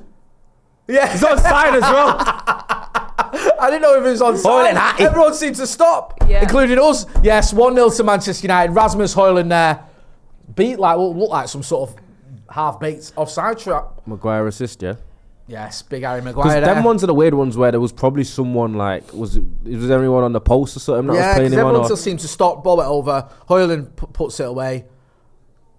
Yeah, I think, is it Kamara who's played? Well, the camera's gone on Kamara. I couldn't tell you who's played him on Yeah, side. probably someone that was deep. Let's Moreno's have a there. look here. Yeah, it's Watkins. yes. Watkins. Oh, is it Watkins? Yeah. Yeah. Oh, yeah. On the edge of the Watkins, a 6-yard striker box. who don't know how to step out. Yeah, he's just stayed there. And Hojlund's there through Martinez's legs. Lovely. This is a striker who's absolutely on fire, by the way. Is that 5 in 5 for him in the Premier League now? Oh, big header that from Harry Maguire, you know. Takes it on the volley. Nice finish. Well done. Perfectly timed. Spot on. 1-0. Right. Don't 5 in fuck this 5 up for now. Hojlund, I you know, know. we've No. got like a 10 minutes Everyone now. said it, you know. Everyone said the same thing about... You said it. I said it. I think you said it about Hojlund. Start scoring in the Premier League. He'll go on a run. Like, everyone was saying that. Don't start. I just think Don't. that let's I not go didn't. there. Like, listen. Let's not even speak about it. I just think that also, I think it's. Do you think it's good in a way that because we don't really have any other options when it comes to strikes, like there's not that kind of pressure. Like, I'm gonna there's lose not my place someone looming behind I haven't you. got an Ivan Toney on the bench waiting to come in. And the fact that he's not because he's not been dropped in that sense and he's had the time, maybe that's been a positive. Do you know what I like about Hojlund though as well? Like, he gives it to his teammates when he don't get the pass. Yeah, I like that. You know what I mean? Like, he doesn't just stand there. He'll go like, what are you doing? You need a bit of that. Hojlund's gonna be Selfless, okay, man. Yeah, I agree. Yeah. Thing is, everyone knew that. Even when he weren't getting the goals, his performances were good. Right, come on, get on with it. It was only towards the end of his goal drought where he started, because you could tell his confidence was dwindling. Yeah. And you can imagine, not you hear ideal. about footballers speaking about that now, don't you? About it really does take a toll on your confidence and it does chip away at you when you have those droughts. Because thankfully, at least he had, like, was it 5 goals in the Champions League to fall back on as well. Yeah. So it weren't like he hadn't scored at all. Yeah. But yeah, he's on fire now. Go on, Garnacho. Well done, lad. Well done. Garnacho blocking out the cross there from Villa. Corner to Aston Villa. He'll make up for the drought now with a streak. Could save his Every manager's job. every game Yep. for the rest of the season. What, do like a Jamie Vardy?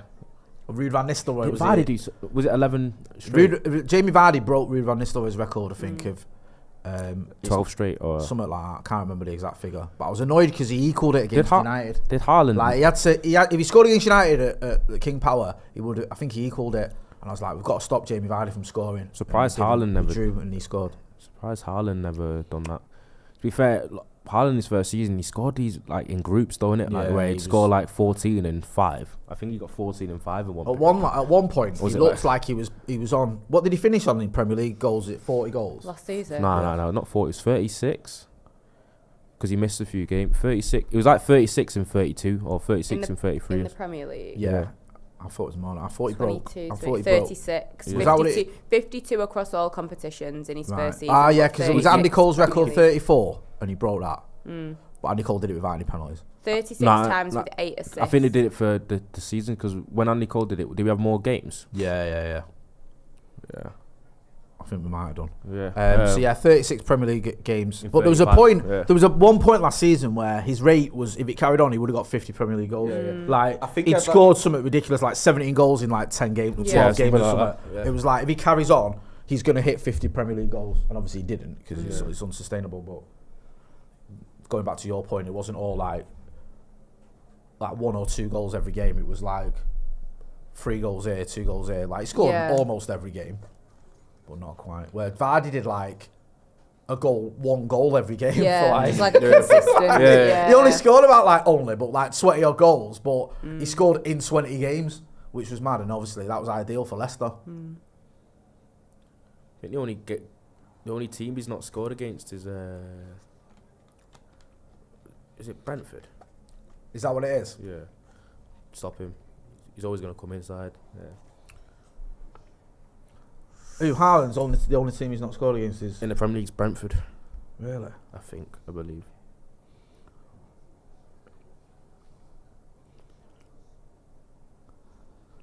Always trying to bend, even if it was on target. Bailey there, sending it wide. We were linked with him, weren't we? Yep. I remember doing an interview with could say that about... I mean, you know what? You're right. I could say that about everyone. Yeah. But it was like the stories doing the rounds were that if we didn't get Sancho, we were going to go for him. Jesus, see, Leon Bailey's up there for one of the... got that Paul George hairline. You know, where hairline's so like strong, it's almost under your eyebrows. Yeah. That's what Leon Bailey's hairline look like there. I can't say anything. His hairline was like down there. What was your hairline? My hairline? It was just... It was like, I don't know. Oh shit, you would have had hair one time, innit? Yeah, of course. Of course, that wasn't... No, he wasn't like 12 at school with a bald head. I can't imagine. Bald. I can't imagine it, man. Right, You didn't go through high school. Yeah, I'll try and find a picture. I've had a bald head since I was about 18. I've never seen you with more hair. curly than a Yeah, yeah. I've known you about 11 years. Nah, no chance. I've never seen you with hair. Like, I've not had hair since the 90s. I'm not gonna lie to you. I think you owe it to the subscribers to eventually show them a picture of you with hair. Onana out here. I'll try and find one now on my Facebook and see if there's any of when I was. There'll be some when I was a kid and that. Yeah. Oh, great! Shit. Was that a save then? Yeah. I should be looking on Facebook for pictures of me with hair. Sorry. So we've got our priorities in order. Sorry. Onana's come out sweeping. Right. Watkins latched. They've already taken it. They've already taken it here. Villa pressing here now. Oh, I thought I was going to drop in. Got to go way back here, Ronnie. Pictures of me. I'm having to go back to the kiddie pictures. Right, back in the day. Basically saying McGinn, come and shoot, man. It's a good save, but one I'd expect him to make, to be fair. It's not that far away from him. Straight at him, because he hit that well. I know. United just needs to get a grip of this because Villa are pressing again now. It feels like Villa it's just typical United. They're in here as well. And good save, Onana. What a pass that was from McGinn. Someone get hold of McGinn. Oh no. Go on, Hojlund. Put him under. Well, go on now. Who's it?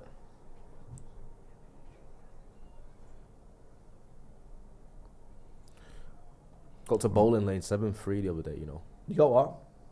To bowl at lane 7-3, so there's some perks for being spotted from. What did they knew you from the? What, you got to bowl for free? Yeah, at lane 7. Guy was like, "Don't you on that Stretford Paddock?" Yeah. Yeah. He said, "Oh yeah, bowling free, mate." Where's this? Might have to go down there. I was gonna say, do you next want to go bowling? Take missing kids there. Take them all. Take the family there. Yeah. Roll up with that 20 of you. Yeah. Nah, Get one of the kids to say something happens on about that occasion. Stretford It's funny. I told you about the one. It was like But I had you're- nothing Hoy- like that. Onana getting some treatment. I think he took one in the face. Yeah. the best one was looked like when I set up. He was on a date actually. Was it? No, you didn't. You set. I didn't Small. set up. Basically, it was one of those. He didn't say. I didn't set up. I was no, at the did cube. You know the cube. Yeah. And it was like a No. Oh, is it like the game? yeah, the game thing. Is that in Is that your In date of Yarndale, choice? yeah. The In cube? Yarndale. Nah, just that was the only time I ever went. Do you Right. know Okay. what I mean? No, but like an interactive date like that. Yeah, with I'd like a rather game or that. Do something. you know what I mean? Fair enough. I'd rather that. So basically, I'm there now, and there was like like United. There was like a family. It was a guy who was Irish. 2 of his kids, and his missus, and him and the 2 kids were in there with United kits on. And I feel like they're a bit of those superish fan types. Yeah. So then he's spotted me, and then they've come up to me. Obviously, it's a crowded place, and they've asked to like not just you Paddock. I had to take a picture of like him and his 2 kids. Love that. Aw. So I had to like step to the side and do the whole taking a picture, and then everyone's looking, thinking, who is this guy? Really see I'm no one. And they're like, who is this person? And obviously the girl, the woman, the lady I'm with is really confused as well. So DC And it not looks- know what you did for a living? And I had to explain it. Do you know what I mean? Right. But it basically looked like I was some sort of celeb. Yeah. But I didn't set it up, I promise. Yeah. You had a little word with him. He said, do you ever watch Stretford Paddock? Like, no. He said, shut Like, up. cough Don't worry like about that. that. I'm on a Like, date. you I'm just on a cough date, like right? I'm on a Come date. over in a minute. I'm on a date at half 5. I'll pay so for your go on the cube, yeah? Yeah. Just come and say hello and ask for a picture. Yeah. Oh. There was Go. a stat that had just come Go. up of the Ooh, Now- we got to get a grip of this, you Yeah, I know. think the we need to fucking possession wake up at the since moment. Hojlund's goal was 80% Aston Villa. Jesus And Christ. I Can't think, I keep think something like gambling 4 this. shots. And that just sums up United whenever we seem to score a goal this season. Yeah. We concede straight away Eyes afterwards so completely many off the times. ball, yeah. Thankfully, that's just gone wide. But yeah, we're living dangerously here. Yeah. Oh, he's left it too late there, Bruno. Give him a chance, lad. I know. He's done well there, Cobby Mainoo, because that was a terrible pass. Steve's messaged me saying, I don't like McGinn.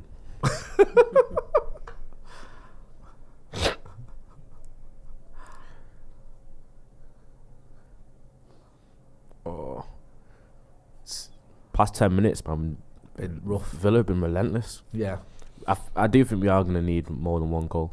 I did say that though, innit? Because I don't Yeah. see us keeping a clean sheet to these. No, we can't have another hour of this. No. Not a chance.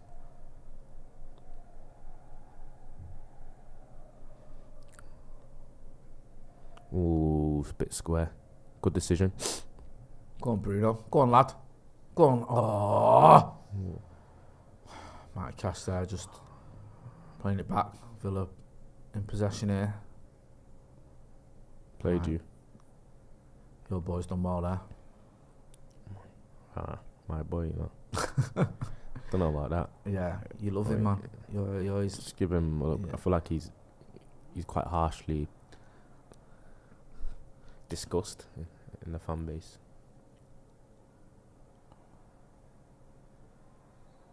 Yeah, he looked like he went through his foot to get to the ball. That's what you've said about Matty Cash there. Loves to challenge. Knew what he was doing there. Them ones there, they are painful, you know.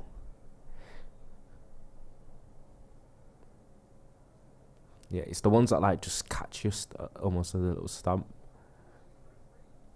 Obviously, it's not cold as it can be, but when Yeah. it's cold as well, them little studs on the toe. Yeah. Not the one. This is all he needs to do. Just get hold of the ball for a couple of minutes, man. Stop this jitteriness.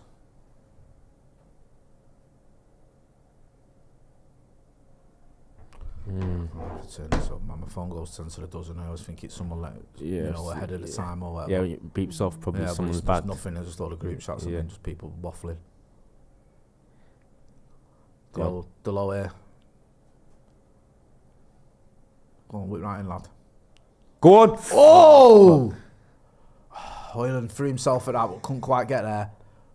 Villa counter in here now. Varane, was that Varane?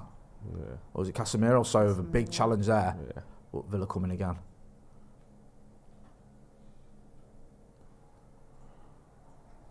Right, they come again. Settle a little bit. Just finding space there in these pockets. Oh my days. Good tackle by Diallo.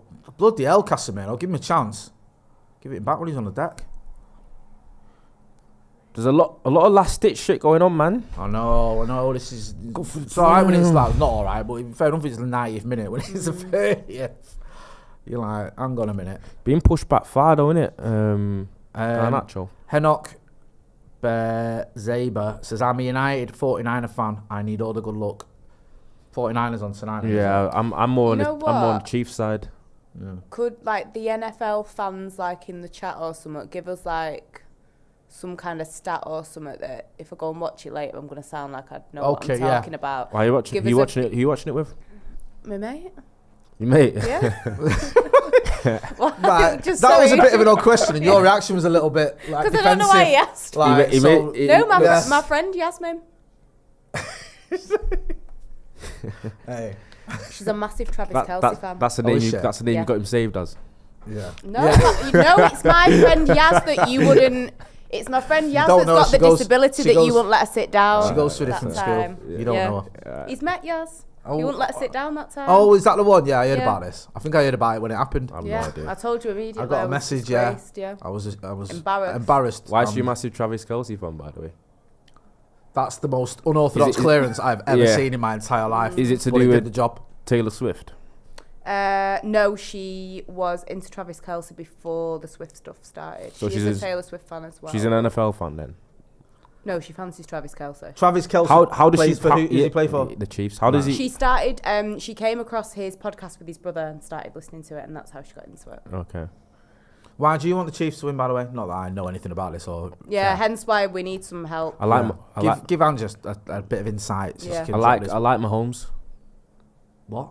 I like Mahomes, Patrick Mahomes. All right, okay. Oh yeah. Something you can say is if Chiefs win and they've won 3 Super Bowls in the last 5 years, which is like basically that's a bad ball at Cobby. Basically a dynasty. And it's Usher at half time. Oh, can't go wrong. You know, some bangers, man. Yeah. Usher. It's doing a longer set, innit? Weird. 15 instead of the 13. 15 minutes instead of the usual 13 minutes. Interesting. In Super Bowl. Yeah, that's what I read on Twitter this morning. Yeah. You see what half times like that's why Super Bowls. I don't know anything about it. Tickets are so expensive because it's not just the game; it's almost like a concert as well. It made me laugh. One of the lads from Talksport, he's there this year. He went last year as well, and he was like, "Yeah, Rihanna was there." I was like, "I'm not a big Rihanna fan, so I didn't really know what was going on." I was like, whereas people were like cutting their arms off to try and see her. Yeah. He went. How much? And he's like, I need to look up some Usher songs, really. I was like, you know, man. And works with people that can afford Super Bowl tickets. I know, man. Well, they're going with work. Oh, they're working there. Let's see. Have you been to an American football game? No, I haven't. Was it baseball you and Steve went? Yeah, it's a dream of mine though. I didn't think the one time that I'd go to the MetLife Stadium would to be watch United and not the NFL, because that's my team, the Giants. What is it? Yeah. So I've actually been to the Giants Stadium. Yeah. And not watched the NFL, but I might try and go watch when they come to Wembley. Oh.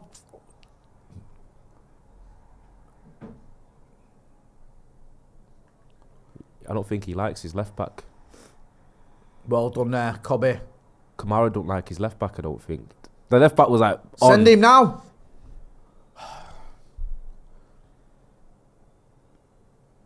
Rashford here now, on the left-hand side. Go on. Menu. Oh, a bit soft. He's looking for it. Seen him give him, but like you said, running a bit soft. I think it's because he didn't give the other one. You know the one in the opposite end of Kamara. Hanok Bazabe says going for the Chiefs is like going for City, to be honest with you. There you go. Adam Kenny says, I'm not the biggest Usher fan. This is my confession. Okay, no. Danny G says, I'm from England, Manchester, 21 mate, and I know NFL inside and out. So same. Still not giving me no facts though, no help. I just gave you one. AV I just gave you one. The Chiefs are not like City. What?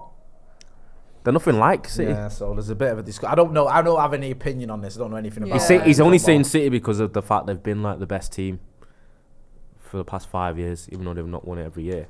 But they've gone to like 4 of the last 5 Super Bowls. Didn't the Glazers team win it once? Tampa Bay. Yeah. They beat the Chiefs to do it. I don't care about American football, if you but I had to actually pick didn't want that one- to happen. Go up fucking If hell, you had man. to pick one American sport, Joe, which one would you pick? I'd probably pick basketball because it looks like there's a Same. goal every second. Yeah. Like, it just looks like it's non-stop scoring. Yeah. And also, I'm proper basic. I know I am, but The Last Dance was mint. It was. Yeah. But then it's like all What's the... your favourite then? Because you've watched baseball. You've been to a baseball game. I know I- you're not into baseball. No, I'm not into But you're into NFL. You're into your basketball. What's your favourite? Baseball's a bit like rounders, isn't it? Yeah. My favourite, I'd say I prefer NFL just a bit more, but I'm a big fan of both. Yeah. I'd probably go basketball. Yeah. Do you know what I mean? Steve was saying the baseball, was more like just you were going. It's there like with a your mates, social event. just Yeah, sat social with event. mates Like a chatting, social thing, yeah. and like, someone's hit the ball or whatever, and then it's like carry on. The chatting kit for a culture in America is crazy though. Nearly everyone's got a kit on. Is it? Yeah, Well, yeah. someone was saying this like about how maybe even the Glazers thought that would work in football at United. Like you Yeah. don't have to necessarily win all the time to still be successful as a sport, as a franchise, and Yeah. sell kits and stuff. Like if the Yankees don't win the World Series, people It's still still buy the because kits. it's a brand. Still Yeah, Because of they're the brand. branding it. No one's Yeah. going, well, they Yeah. haven't won anything for ages, so I'm not going to buy their kit. But obviously it's a bit different in football, isn't it? Yeah. People expect you to win or at least be competitive. Hey, but you know all the drama going on since The Last Dance? Was this where So- people are saying Michael Jordan wasn't? No. was lying? Scottie Pippen, Yeah. his ex-wife, Right. is going out with Jordan's son, Marcus. Really? Yeah. That's a bit Weird, weird, that, isn't it? Jesus. Yeah. Hey, what about them ones? They know no bounds, don't they? I He's know. like in Women. his 30s. Yeah. Women, eh? He's in his 30s, she's in her late 40s. Oh, someone's going to get booked here. Needs to be careful with the descent though.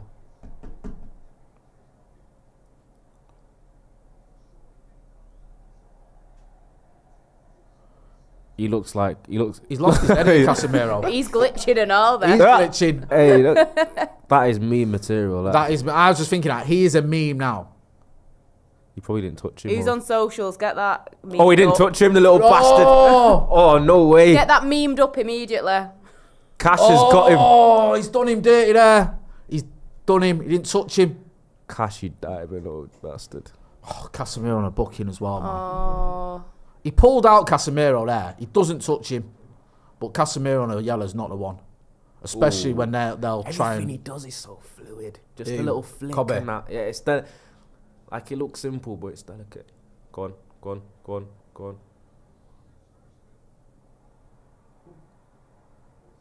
Oh, that's so annoying that he got that yellow, Casemiro.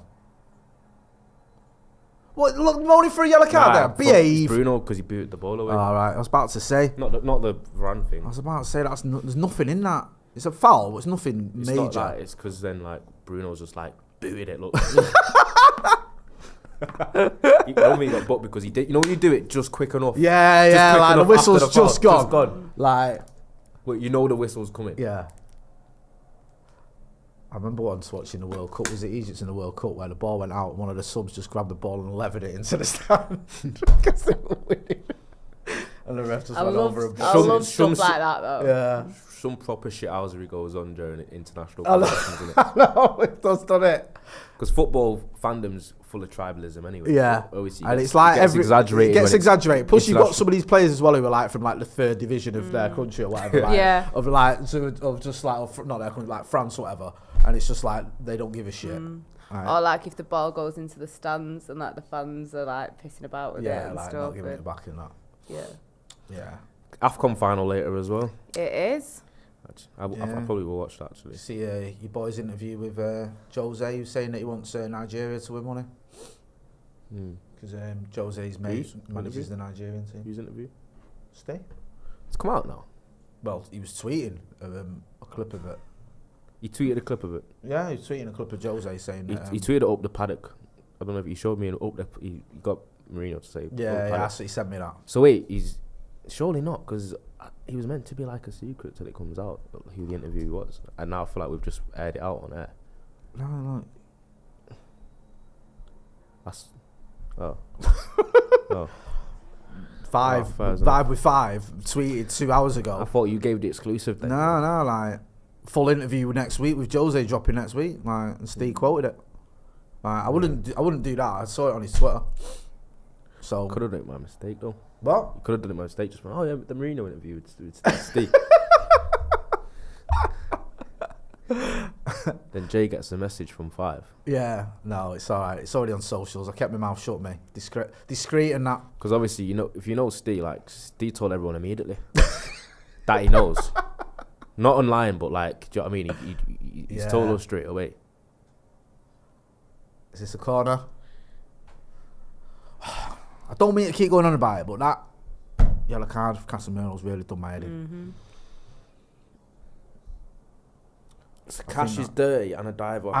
He's just diving. You could tell by. I know you can't not give a yellow because of a player's reaction. And now what happens now in this game? Tell. What happens in this game is Cash will get booked later on for something that should have been his second yellow, and then Casemiro will get booked for something that'll be his second yellow, will get sent off, and it's just that sort of difference in the game. If the ref saw that, would the ref look at that at half time? Would someone show it? They'll definitely see it, like, because I think it felt like Maguire was kind of saying that to him. What they won't do anything about it, but I know they won't do anything about it. But do you think like the ref might have that in his mind if Casemiro did another questionable challenge? Possibly. Nah, or is it just like second yellow, you're done? I don't know if you've got a bit of a conscience, maybe. Nah, they'll just. But if you don't know, you don't know. Usually, if someone says to him like that wasn't a yellow, usually if your second yellow has to be more blatant anyway. That's just always been the way in football for them to send you off. Who was it against Arsenal? City versus Arsenal. Was it Kovacic? Oh, City fans are going. No, the Arsenal fans are going mad. Was it against Arsenal? Oh yeah, he did like 2 challenges, like where he just studied through it was Odegaard's ankle twice in a row. Like he got a yellow and then a minute later did a worse one. And because he was so quick, that's the only reason I didn't save him. Like he did, like the Arsenal fans were I swear it was less than a minute. Was it not like it was straight away, wasn't it? It was literally like and it was such an obvious yellow. I hate the fact it always ends up Bruno against Matty Cash. It's about good foul, that. Third time it's happened that.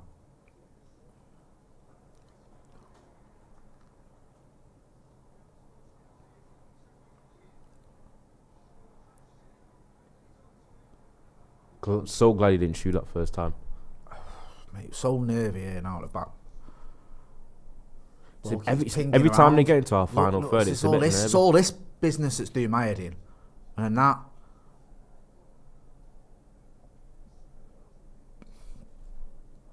Glad to get to our time, mate. Yep. But then it's like you've got the anxiety of like there you go. I'll get on to that one. First 10 minutes of the second half. It's not a good past that Maguire, bro. Sorry, say that again, Ange.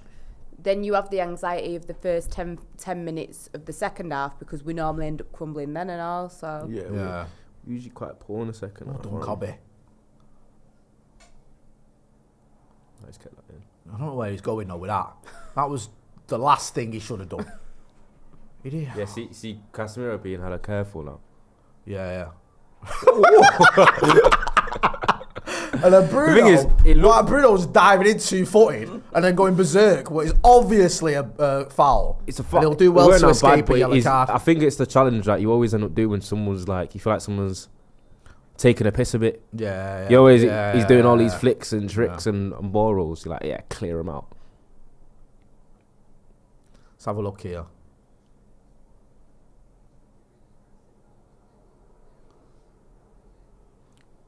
He's got the ball, but it's just a bit these days, isn't it? I love it. He's kind of apologising as he's doing the foul there, Bruno. It's like he's already on his way, going like, look. It's not a booking, though, surely. Nah, no. I think he got a chat. He got a chat into.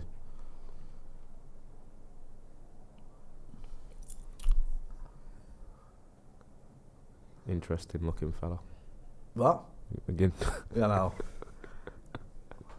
Are they all like that, the Villa players, by the way? Their tops look like they've been dipped in water. I noticed that Old Trafford McGinn's is always soaking wet. Did they all look odd then? No, like... as if he's give a corner away for that. They're the type of innocuous corners that end up conceding goals. It's going well wide, those ones. And he saved it and then fell off the pitch with it. What are you doing? Oh, my God. Nothing looks... I like Onana, but nothing looks easy or natural for him. It just looks like erratic. He makes a pig's ear of everything. Yeah. Like, it just looks... God. Well defended. Maguire's been... Got a lick to the head though as well, man. So I feel sorry for the other guy.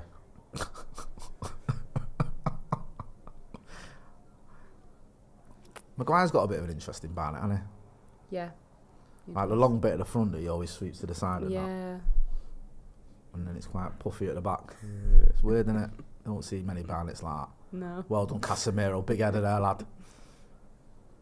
Who's got the best barnet for United, Jay, in your opinion? It's not Garnacho. Looking like Megan Rapinoe. I'm a bit of a traditionalist, mate. I like a sort of... Short back and side. Yeah, I like... You know what I mean? Like, nothing flash. Just like Kobe Mainoo's or something like that. Or Varane. Yeah, Varane. Yeah, Varane's is good. Just nice and standard. Yeah. You know what I mean? Who would I say? Who would you say, Ronnie? You've got more expertise in this field than I I have. don't. Actually, You know what don't I mean? know. I'd say, I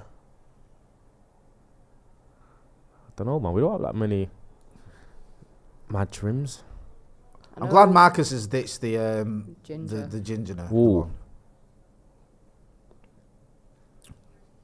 Tell you who's had interesting hair over the years, not for United, but Sergio Ramos.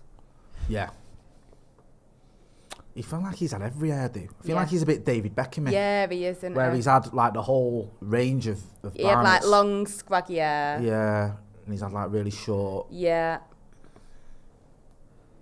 Then he had that massive beard at one point. Yeah. Outside of the goal, though, man, feels like just a bit of a hang-on job. Not really been a bit disjointed. Ooh. Oh, come on. You got to be quicker than that, Casemiro there. Oh, No. shit. I don't think it will be given, but it was almost clumsy.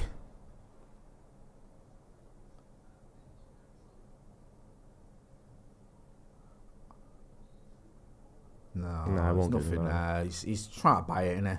He's lucky, cause, like, the low's lucky. He's not really kicking out or anything. He's just, his feet I are feel like if kind he of moves planted. his foot Yeah. He's kind of planted both half his feet. a yard more forward in that Yeah. action, he's in trouble, but what He enough should of get that. booked for that. You know what he's doing now? It's just a dive.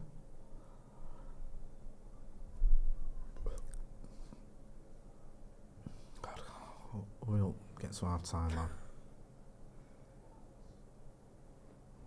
It's a ball out from Maney. Mainly, you know. Go on, skinny Marcus.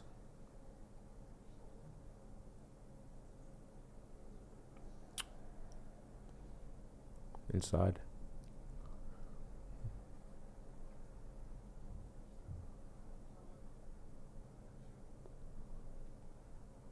Go on, Diallo. That'll do. Corner for United. We'll have that. Last minute of the half.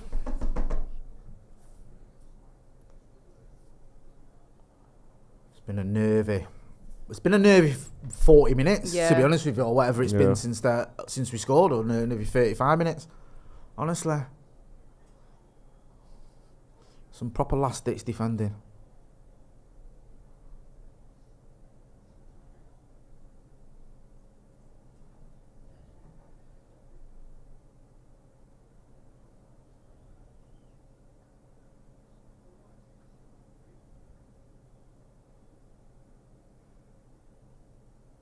Yes, Mainoo. Oh, I thought he was going to shoot then. I did. That would have been... Is that a blue card, yeah? He's getting a yellow, I think, is he? Yeah, mainly with yellow there. They were on the counter there. He knew what he was doing, but... Was that a blue one? We'll say that. That's what it'd be, wouldn't it? Be a blue one if they brought it in. I know they say it's going to be on the lower levels. But yeah... Yeah, breaks on. To be fair, got numbers back. Casemiro playing almost like keeper. Who's that getting one there? Long life, probably descent. That'd be a blue one as well, wouldn't it? Eh? That 10 against 10 if it was... Is that officially signed off? I don't know. I think it's just for... I think they're trialling it, aren't they? Like, I don't know what level. I think they break it on purpose, stuff like that, and I think they judge public perception as well.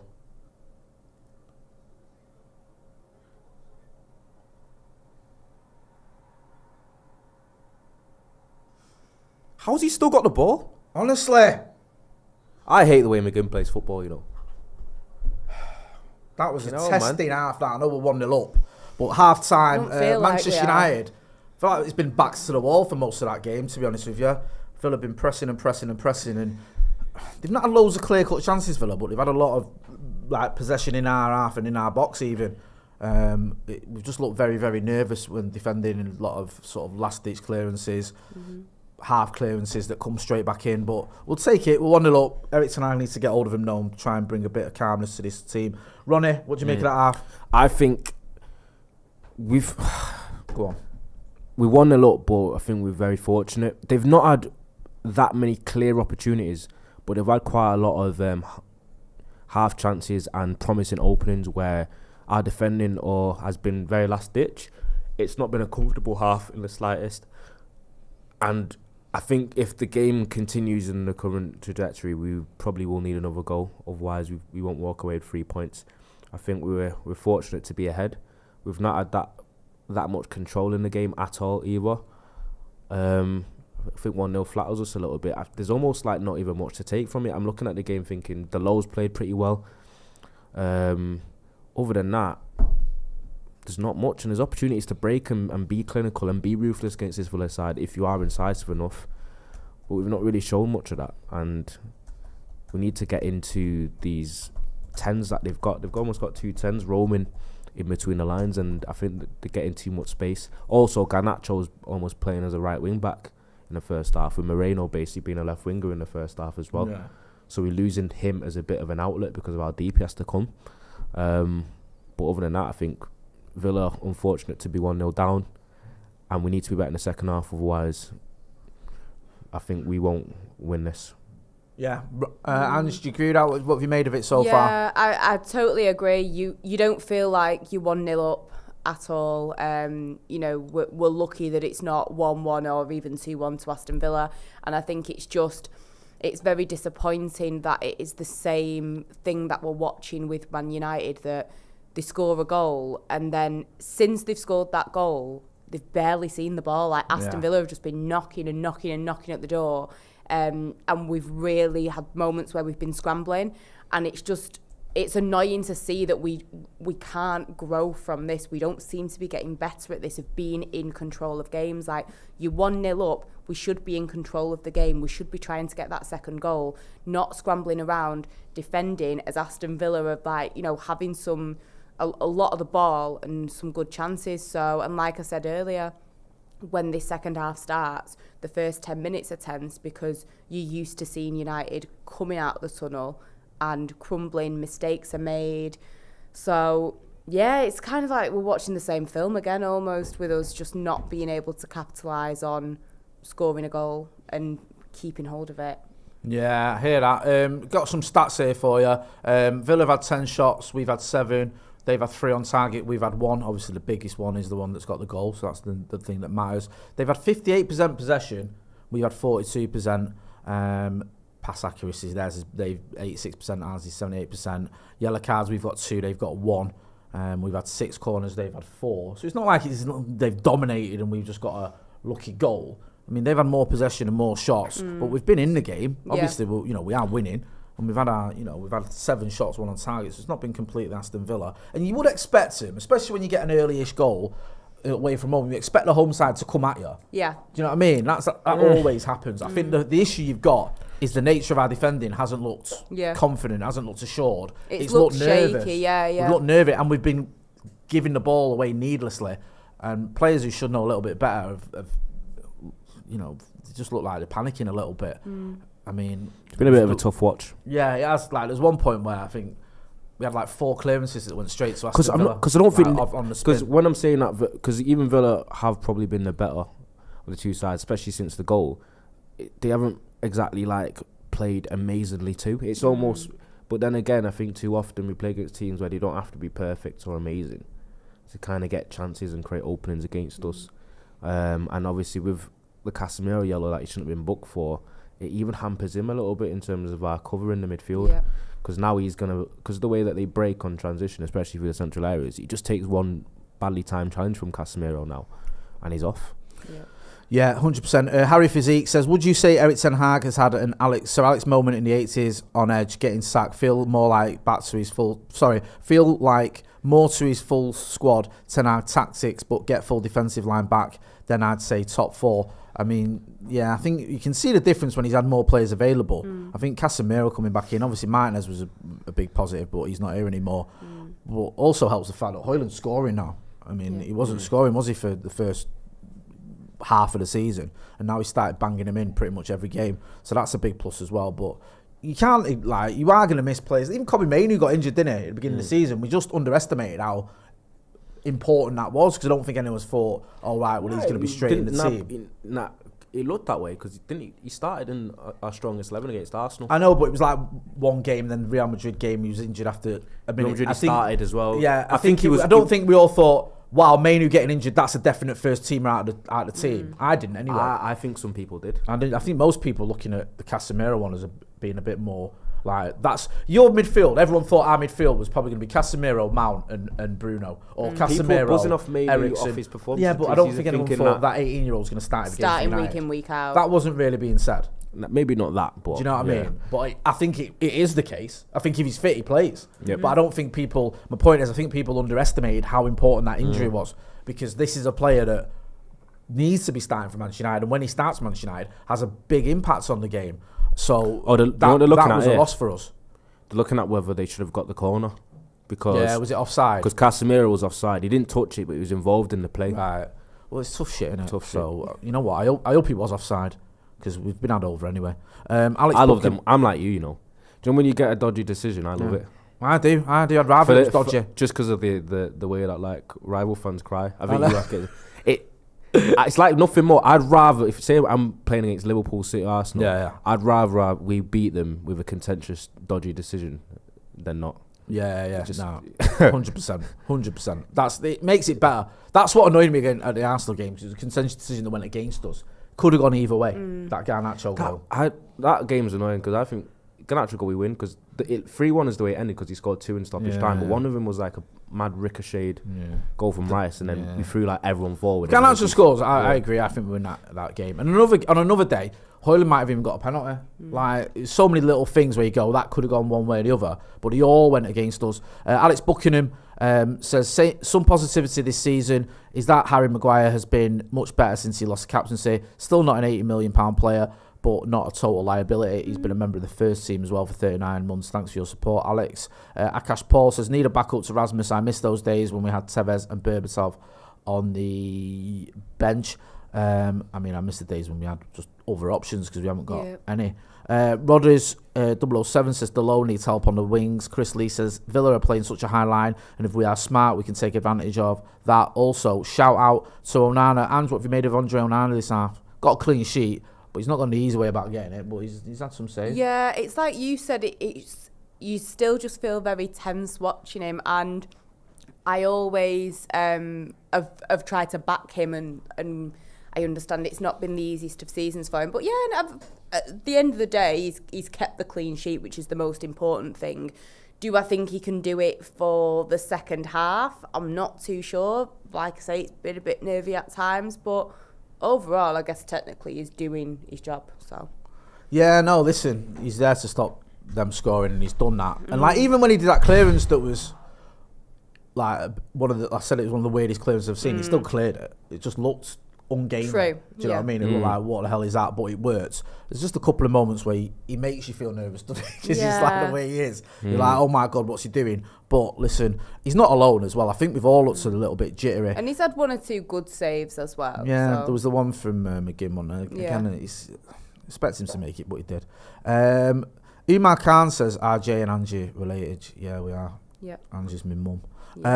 Modern Samurai. Why did I not get included in that?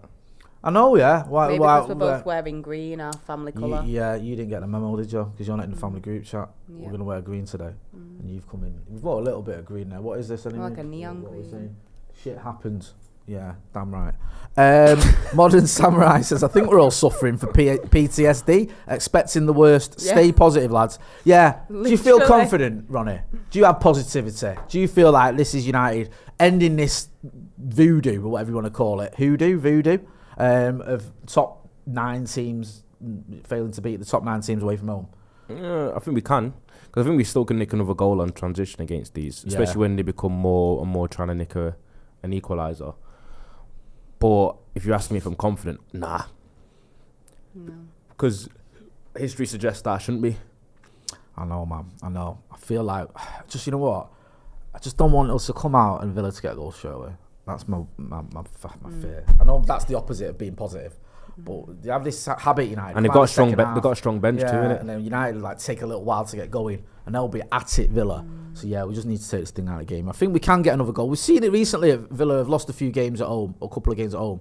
I think like when they've gone for it against like Chelsea and Newcastle, and they've hit them and they've got another goal, and they had pretty comfortable wins in the end.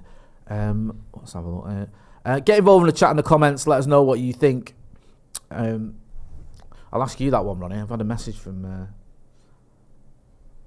Ethan James. I mean, is this allowed? I'd say yeah. Ronnie says yeah. Ronnie's the gaffer. Everything's allowed to get caught. There you go. If you're Erik Ten Hag, Ronaldo, what are you saying to the team, and are you looking at anything towards changing anything, or just saying, look, stick with it, or what? I know it might not look. Team I think it might not look great, but I think probably be a bit more pragmatic, because especially because we 1-0 up and we need the result. Where if he can like solidify a little bit in the central areas, probably play a little bit deeper, and almost treat him like a big side. Yeah, and then kind of close up those spaces that he like to operate in, and then spring out on the counter attack with Rashford, Hojlund, and Garnacho when they've got such a high line.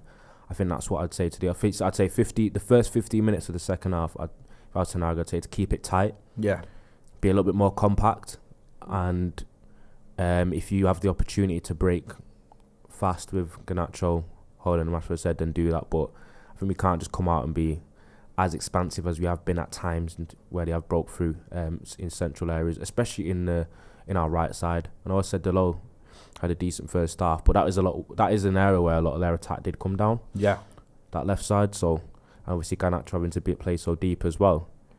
But that's what I'd say, because too often, like Andrew said, we come out in the second half and we're a bit slow. What do you reckon, Ange? Do you agree with that? What would you be saying if you were Erik Ten Hag? Yeah, no. Go on, Ange, single. I totally agree.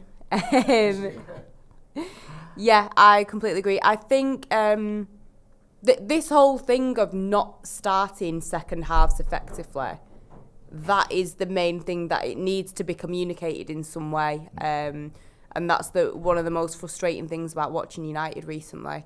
So I wouldn't change anything at the moment. I think at some point, obviously, Casemiro is going to have to come off. Yeah.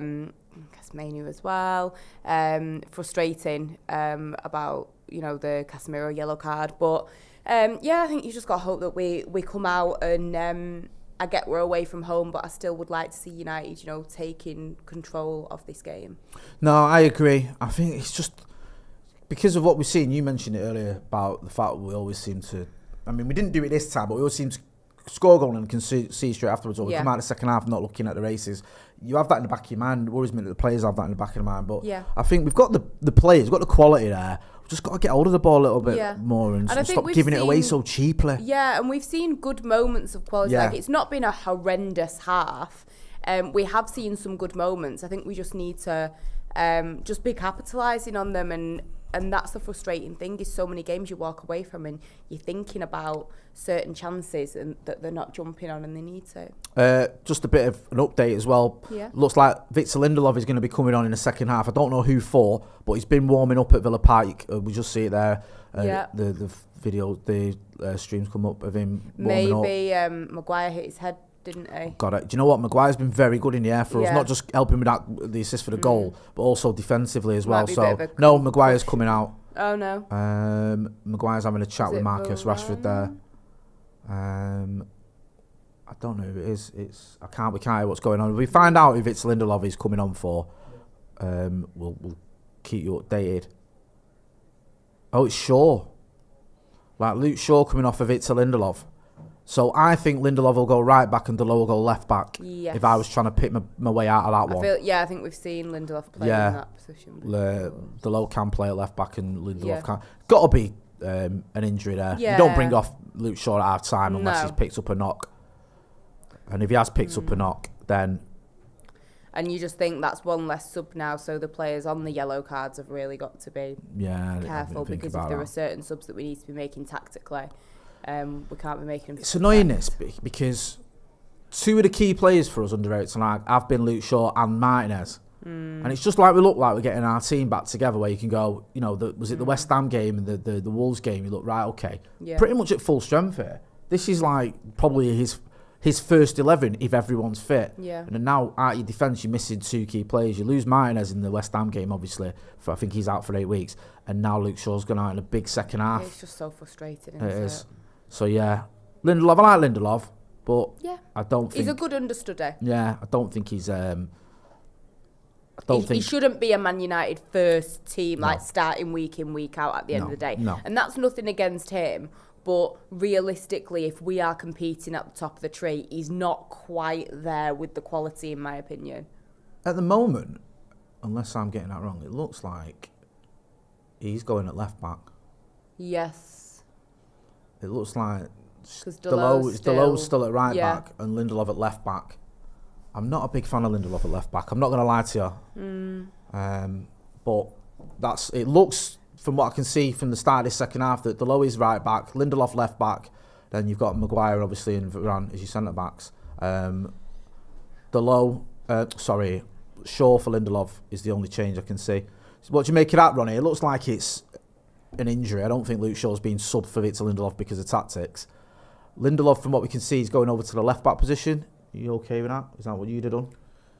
Nah, not if it wasn't an injury, I wouldn't have. Yeah. Definitely not have, but... No, I mean, would you put... Because I thought he might put Diallo at left back, but it seems he's kept Diallo at right back. I would have put Diallo left back. Yeah, because he's played left back quite a few times this season, hasn't he, Diallo? And I'm not a big fan of Lindelof at left back, but... It's basically 4v4 here. Go on, United breaking here, 4v4 as Ronnie said. Marcus going through. Oh, yeah. It's a bit, He kind of got a little bit lucky. There to get through, but then his shot was basically a pass back. It could have gone anywhere, but he needed... I think the only option that would have worked was... He did the whole running out bodies thing, and Hojlund. it almost worked that time. Yeah. There's a little bit of a worry about losing Luke Shaw, I'm not going to lie. But Can't be injured, surely. Because especially losing maybe it Shaw could have and been like a preventative, that he might have just felt a little twinge or something, or they brought him off just to be safe, or a precautionary measure and that. But I don't know, because if we got Martinez and Shaw injured now again, that just definitely derails us a bit. Yeah, that's exactly what I was saying. It's two of your best defenders, isn't it? Mm-hmm.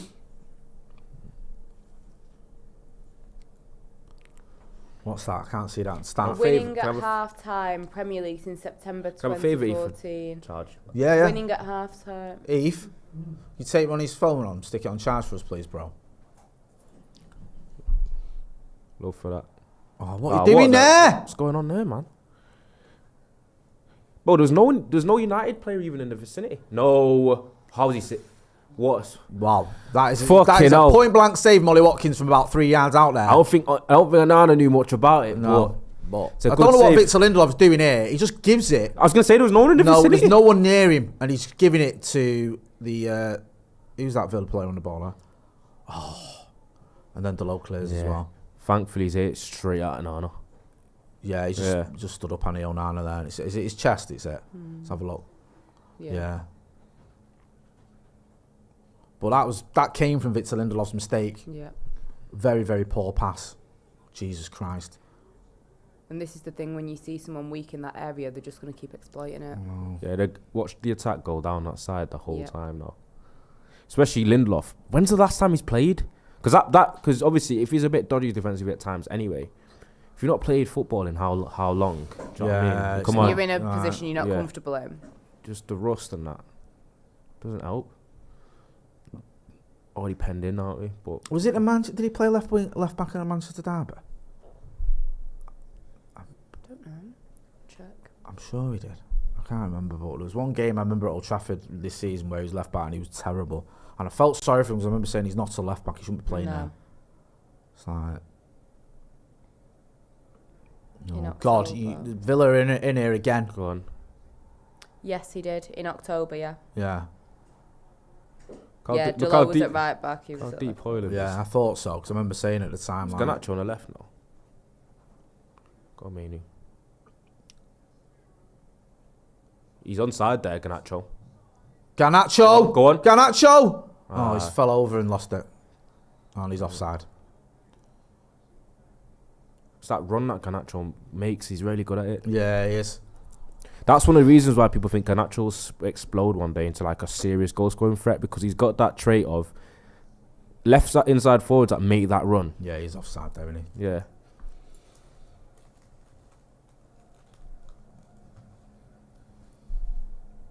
Good defending there, to be fair.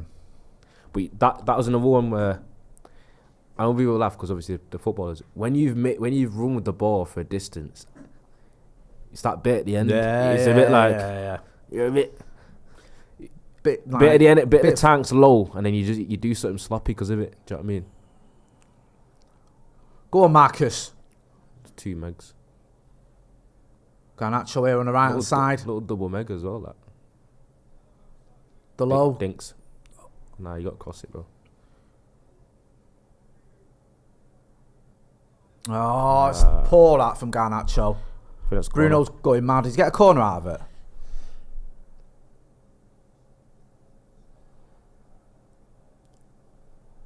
Can he cross it here?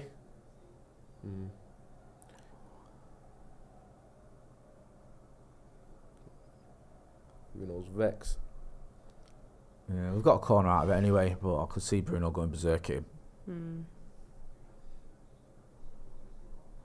Come on, United, get a second. Go on, Maguire.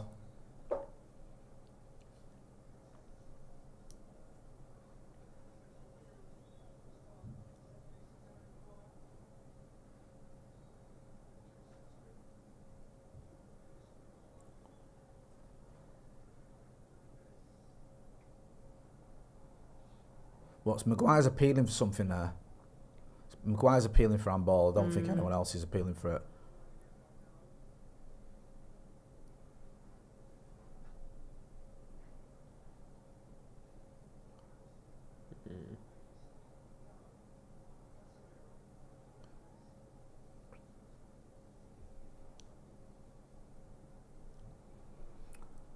United have had a bit more of the ball this half so far.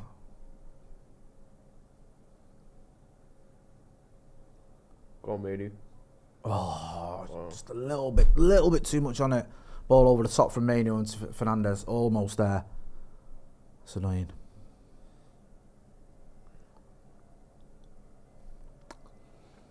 Get involved in the chat in the comments. Let us know what you think about the half so far. Joshua Owen says Villa's offside trap working. Lucas Odino says Villa to win. Oh dear. Who's that? I don't know. Ban him.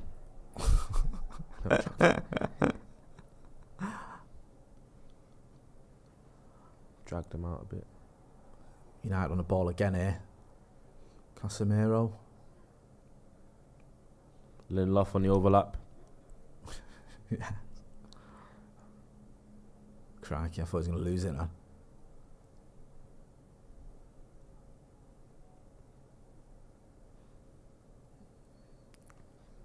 Go Paul. Oh, just a little bit too much on the ball over the top for Casemiro to Hojlund. Swing with high line. It's got to be perfect Yeah, because but in a high line, the keep straight out there. High lines, the keeper's always like the keeper's. He's basically going to be on the edge of the box waiting for that. It's twice now he's been on it, innit? Yeah.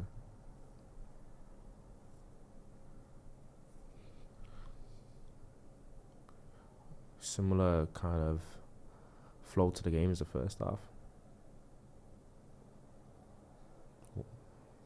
Good run that, but fucking hell, this McGinn bastard. Go on, Lindelof.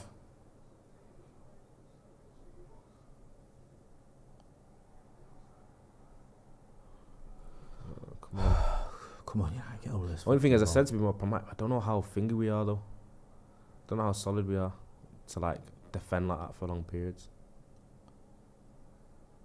I mean, he does well again. He's composed, that's why. Go on. No, he's not getting that. No, he's not Hojlund getting asking for a foul, he's not getting it. No, that would have been soft. Okay, now, man. Villa get a corner out of it. A lot of 1v1 with Watkins Varane going on, man. I know, but man. It's making me feel like the defence is a bit stretched. Because he's getting the ball like in areas where he's a centre half, where it's just basically him and Watkins are the only ones within 10 yards of everyone else. Like a little one-on-one game.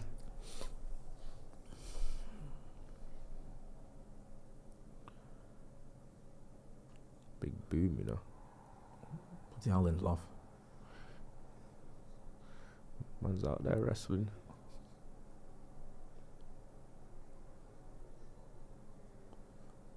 Oh, he's Okay, now careful Lindelof, there. man. He's got to be careful there, man. He's got a big handful of his shirt there, Lindelof. You know what I mean? Taking chances there. I know, you know, the old VAR. They love a bit of that. Onana's got it. Go on. Can we counter? Go on. Yeah, he's good. He's not, No. Just going to keep hold of it. Even the way like he keeps going to throw it and stops, it's making me feel unwell. Did he glitch? Yeah, Yeah, David Taylor literally. in the super chat says, brilliant show, Jay. I don't think Ten Hag can be judged properly this season due to all our injuries. We have been really jinxed this season. Yeah, we have been jinxed a little bit, haven't we? It's not loads of, we've had a lot of injuries, but especially the players we've missed as well. Miners, man. Because it's the same thing happened to Finger, didn't he?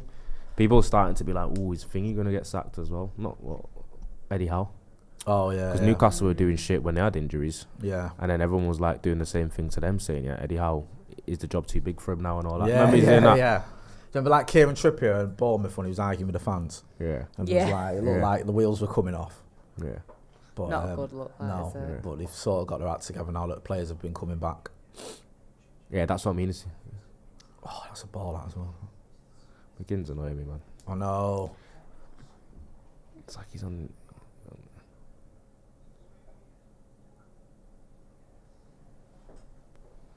Tight, man.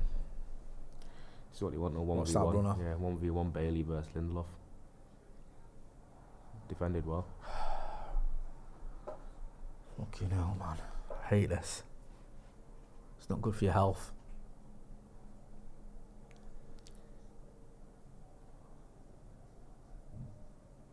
That 1v1 there is, yeah.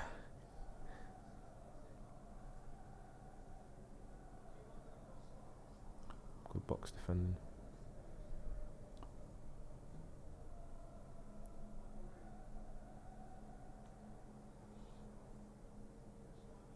Don't know who you think you are, Cash.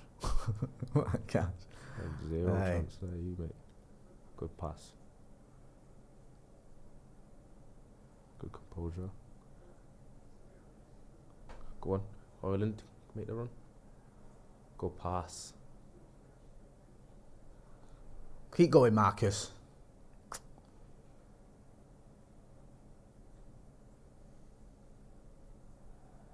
That's what I'll do. We've got throwing out of it.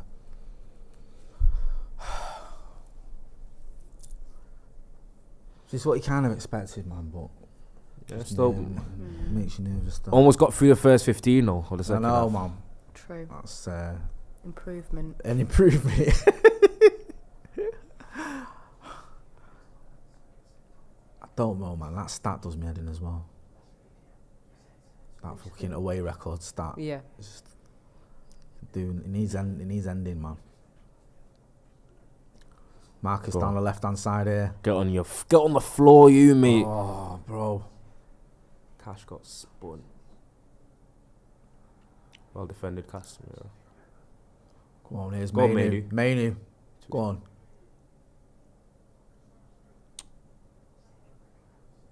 It's a corner.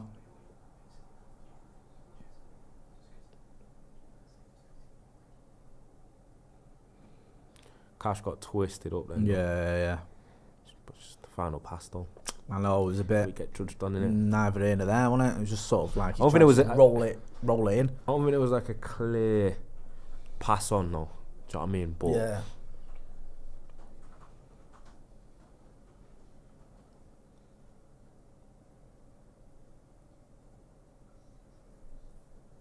Let's have a decent corner, Bruno Fernandes.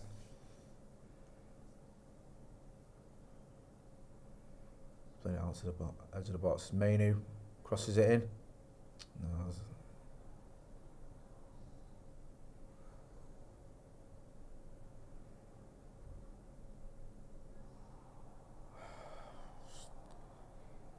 now fucking Villa break.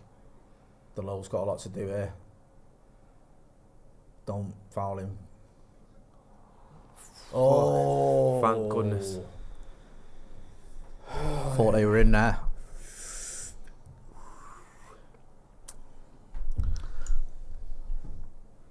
Heart sank a bit. I know. I thought that was it. Probably don't know where we would have scored though, but they want to find out. Short again. Isn't that a few times today, Bruno? It's always better to overhit it as well. I know. We'll have that. Matt Cash getting booked. Usually always does though. Yeah. Commits 20 fouls a game. And I know. Is he? What's he saying now? That's the first one. Fuck off. In about 10.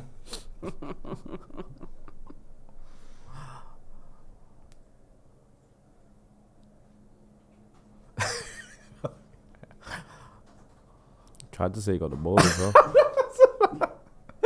John McGinn getting But the thing is, that's what all players are like that, you know. Yeah. You know what you've seen. You how like many, that when you how many play? times when players do like a blatant foul, they'll always say it's not a foul, Yeah. and look like they believe it as well. Yeah. I remember Wayne Rooney when he played for Everton against United once at Old Trafford, and he went through about 2 players with 2-footed, and then was like that. So I could see him because he was right in front of me where I was standing. He was going, "I got the ball." So everyone was like, "Oh no way, is this kid 16?" I can't remember who he took out. He took out like Gary Neville and Rio or something. Or I don't even know. I don't know who it was. Yeah. It was just like, I can't remember. It was 2 defenders like with 1 challenge, and I remember you could see him just shouting to me, "I've got the ball." I was like, "Bro, how's this a kid?"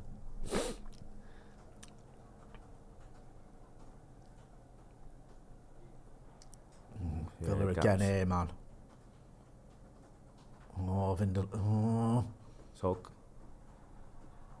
Oh my God. Fucking hell. Oh no. Don't. How's he pulling him there? Luigi clown. What's he doing? Oh, man. He like dragged Garnacho so he gets the ball. Cheers for that. Yeah, we'll have that. Right, go on. Go on, skin him, Marcus. He's on a yellow. I'm not gonna lie to you, Leon Bailey's come on live, seen his Lindelof's come on. Fucking hell. Eyes lit up. Oh, fucking hell. It's poor, that.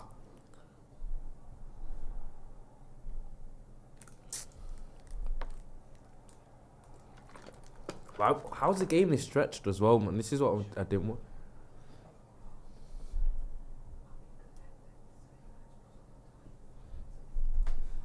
Them loud whispers. I know. Might as well just talk. Love it, don't they? The production team. Yeah. Aye. Are you looking at making a change, Andrew, or sticking like this? Me? Yeah. I was trying to know what they was whispering about. I don't think you can call that a whisper now. I think at the moment I wouldn't change anything. Yeah. But I think you're gonna have to make some midfield changes because of the yellow cards, possibly. Go on. Go on, Rasmus. Pull it. Bruno. Oh, dear. Someone who ball striking, yeah. Bruno's not the best from shooting from range, you know. Yeah. I'm surprised by it because he was meant to be known as like a proper. He looked better in his first season. Right, he wasn't always scoring goals from distance. Before he came, could hit it. Yeah, before he came to Right. in his Lisbon days, he was known to be a bit of a long range. Yeah. Oh.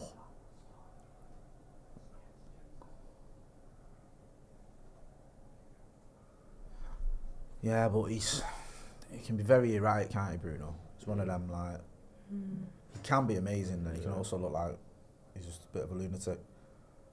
It's Varane, that, you know. I think Varane's been good as well.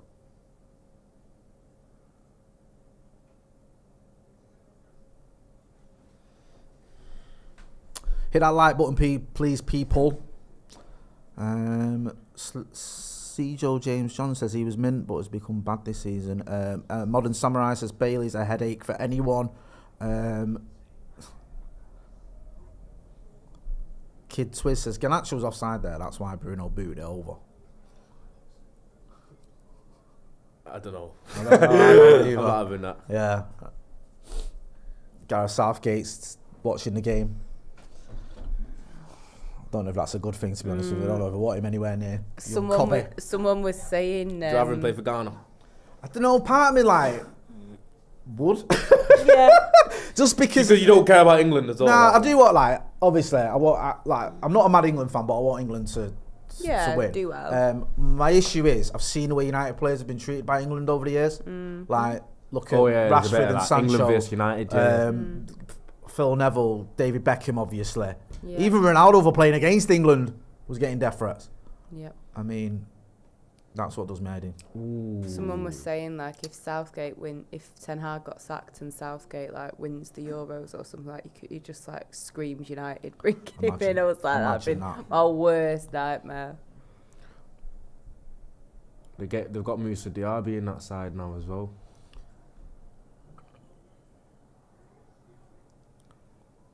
Casemiro took it off him, thankfully. Now they've got Diaby and Bailey double. What a pass! Oh, Martinez is on it, bro. Yeah, doubling up on Lindelof on that side.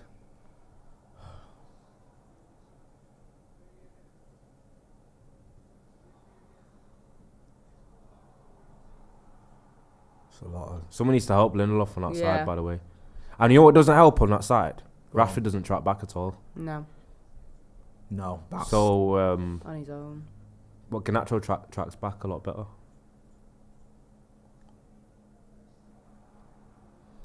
We can't do this for 20. Do the comments. Yep. Can't do these for 25 minutes though. Can't do that. No.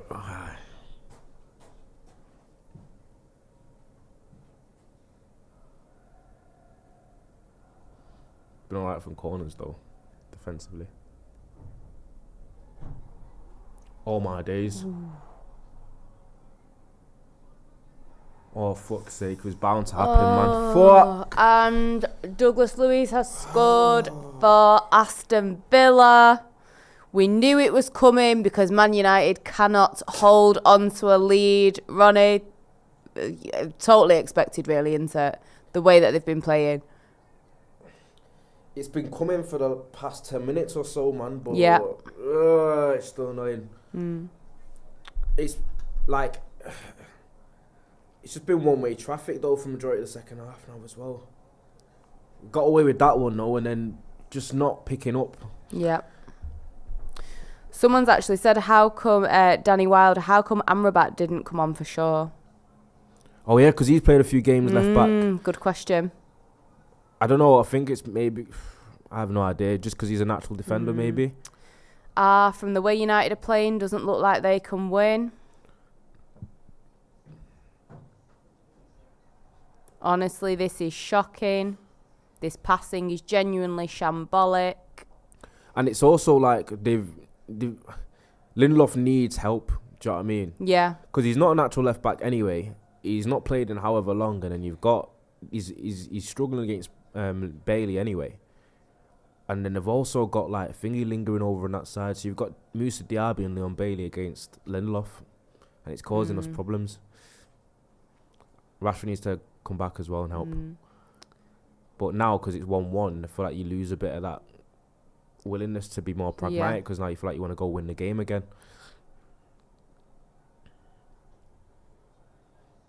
But get involved in the comments. Let us know what you thought about that. Just having a look now. Adam Booth, Rashford has been terrible this game. Bruno's not been much better. Where's Jay? He's gone to the toilet. Yeah,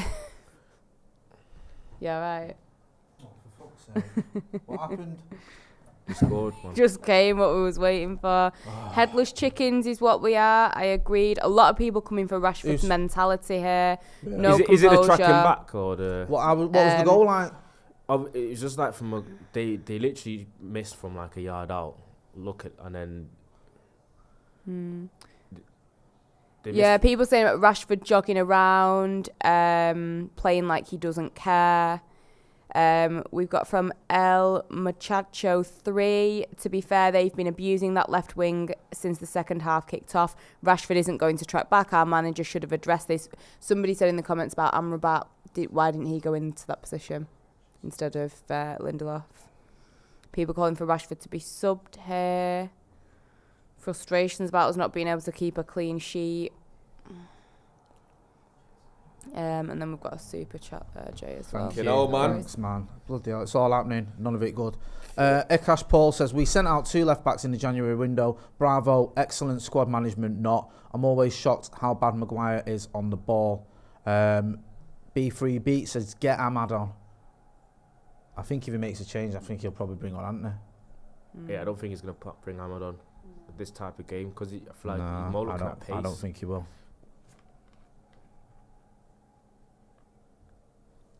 But I think some of the people were saying that I think he's just letting him get fried out there.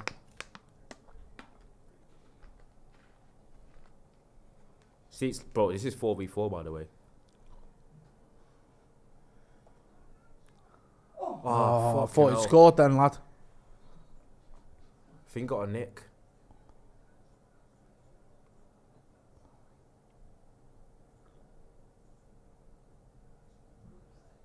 Run, cut in. Close, man. Did he save that? Martinez?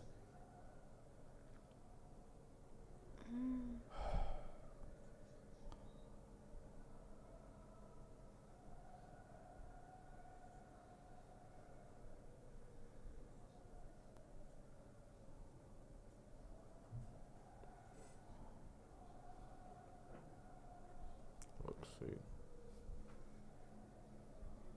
Oh, he's got booked for some.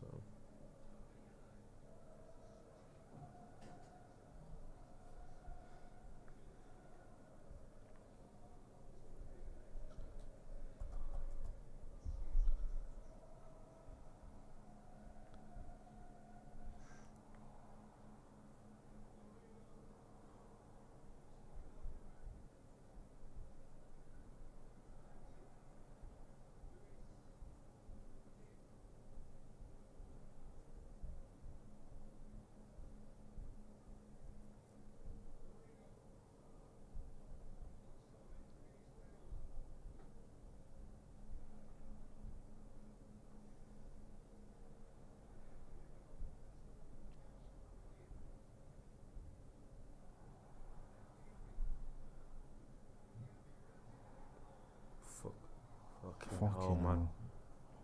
Honestly.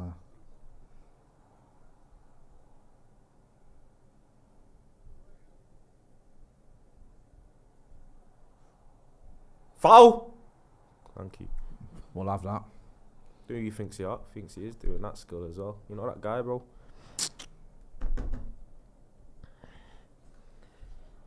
Oh.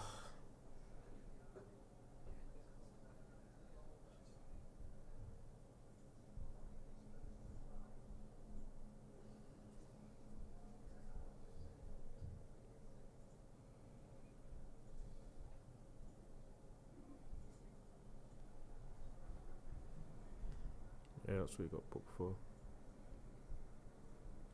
We made a sub. I was bring to them. Yours another one that was linked with us. Yep. This Villa team. I know, yeah. And it's a shame because if we'd have got some of them, it might have been us in for. You brought Bailey off, thank goodness. McTominay's on. McTominay on for Rashford.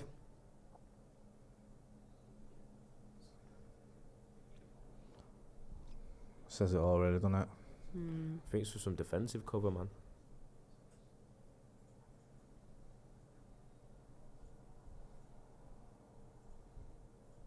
Happened there, clash of heads. Get involved in the chat in the comments. Let us know what you think. What's happening so far? Do you think United can go on and win this? Do you think like it's going to be Villa are going to go on and win it? Do you think it'll stay as it is? I mean, it's just frustrating, isn't it?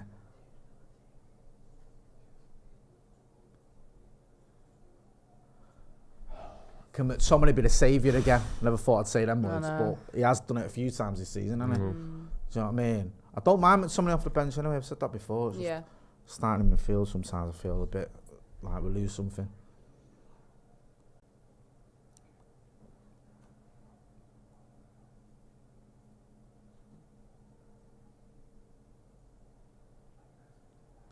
Go on, Maguire, man. Come on, please. Just giving it away there. Been a bit sluggish today, Maguire. Yeah. He's been alright for a while, man, but been a bit sluggish today. I don't know if you read this out. Is that an old one? N.A. Sheaf says, can we talk about the Douglas Shimmy celebration? Yeah, you proper muppet for that, eh? Wow, what did he do? I was reading the comments. He like went on his knees and then I don't know. He almost like like shimmying his shoulders and that. You know what I mean, I'm not. Can you recreate it for? I'm not viewers? as fluid for that. No. You know what I mean? Too much JD Jim. Can you? Can you? I'm not recreating it. I didn't see it to recreate it.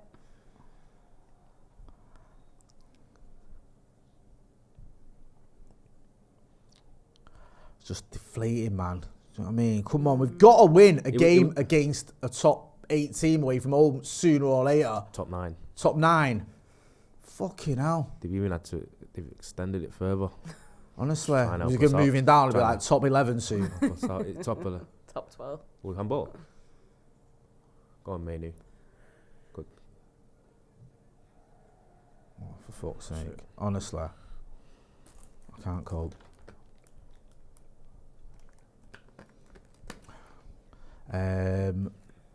Toasted HD says Casemiro's been shite. Injury Parma says they are shit. Bruno should be removed from the team. Careless. Clarion Carr says that Rashford isn't good enough. Strangle him, could you?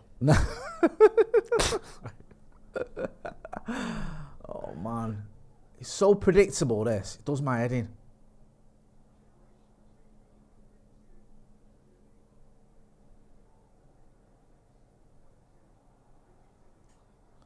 Now Villa on the attack again.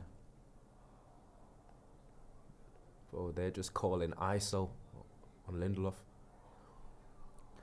I don't know what you're doing. See, Diallo will get blamed for that, but what's Onana doing? It's a floated cross, 2 yards out. Let's have a look. I want the keeper to come collect that. Yeah, like, bro, what the hell? Yeah, it's like he's not helped him out there at all. It's not a great clearance, but he's fucking hell. Just erratic FC, man. Seriously, it doesn't know when your goalkeeper's rooted to his line when the ball drops 3 yards out from him. Come on, man. Also, very unrelated, but you know how there was all that drama about the socks? The socks? Yeah, that like there was something wrong with the players' socks. Oh, they were too tight or something? There's one person, I don't know whose calves they were, but the socks are like fully ripped. Oh, yeah. A lot of them do it. A lot of players do that now. They just cut, like, they cut basically all the way down. They make slits all the way down. No, it's like a full-on circle. Yeah, I think some of it like... Some players for like the... Is it Bukayo Saka? Yeah, football socks causes a bit of a like... couple of seasons ago. It's not ideal for like blood flow throughout the game sometimes, football socks, when they're tight on your calf, so people cut them now. It's mad how that's become a thing now. Yeah. Not everyone's going to... It's not going to affect everyone, but... You know what I mean?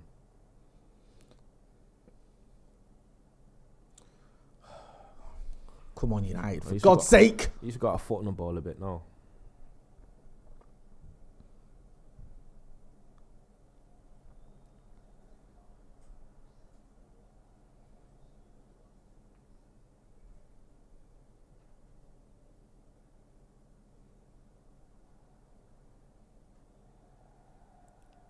Okay, now Lindelof. Like, I'm sorry, Lindelof at left back just isn't the one. I don't know why we've not persisted with what we've tried it again for this game. I remember saying it a few months ago, man. He's just not a left back at all. He shouldn't be playing there.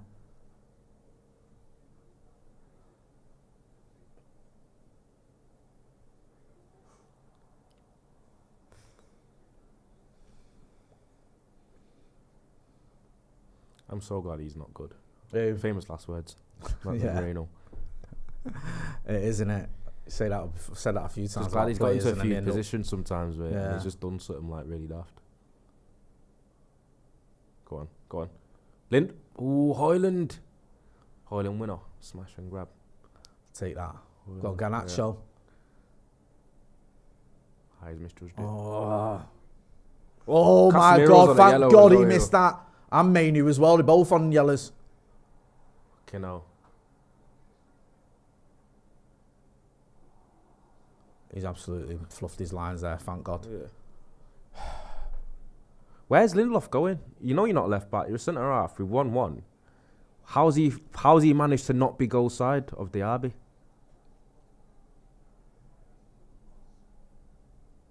This is just a mess.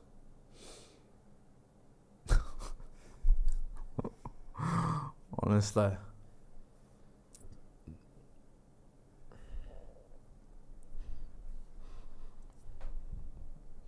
Get involved in the chat in the comments. Let us know what you think. Any more changes that you'd like to see? I think most people saying Diallo before. Don't see that happening. Bring Forster on instead. Yeah, can't see that. Diallo Leon says, I don't know why we let Reguilon go. Diallo winner. Jesus. Oh, mate. That'd break the internet, that. I watched Reguilon. He played for Brentford against, was it City? He lost 3-1, but Reguilon was probably one of Brentford's best players. Yeah, he did an interview, didn't he, where he said, once a red, always a red. Loved his time at United and that. Saying the right things. Looking forward to that. Hang on, but wasn't he supposed to be coming to us and then he went to Spurs anyway? Yeah. When he first went to Spurs, wasn't there something to do with like the deal? Like it was a loan with a view to buying him or something, and Spurs were willing to do that, and we weren't. Something like that. It felt like we weren't willing to do what Spurs were willing to do. So I don't think it was necessarily. But he was his literally, choice. He was like nearly like at United's door, like it was happening, and then last minute. I think there was some sort of like deal that they did because I think they wanted it to be a permanent, with a view to a permanent deal. And United weren't willing to do that. I think memory serves. But he did all right when he came. He's just like, he's full of beans, wasn't he? Very energetic.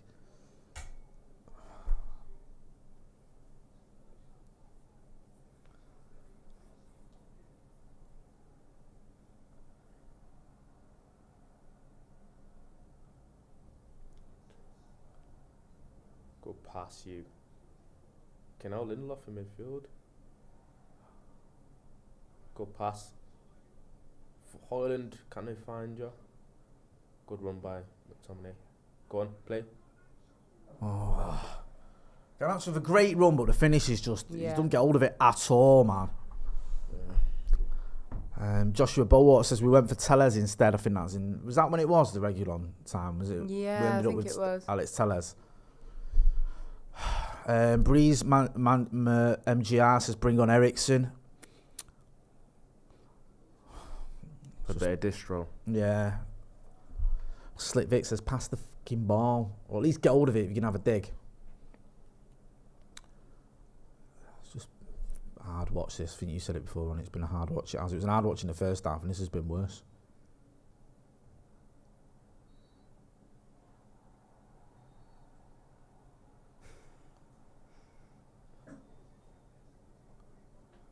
Can now McGinn sticks his backside in you. Yeah, he's got. Can't move. Yeah, exactly. You know, man.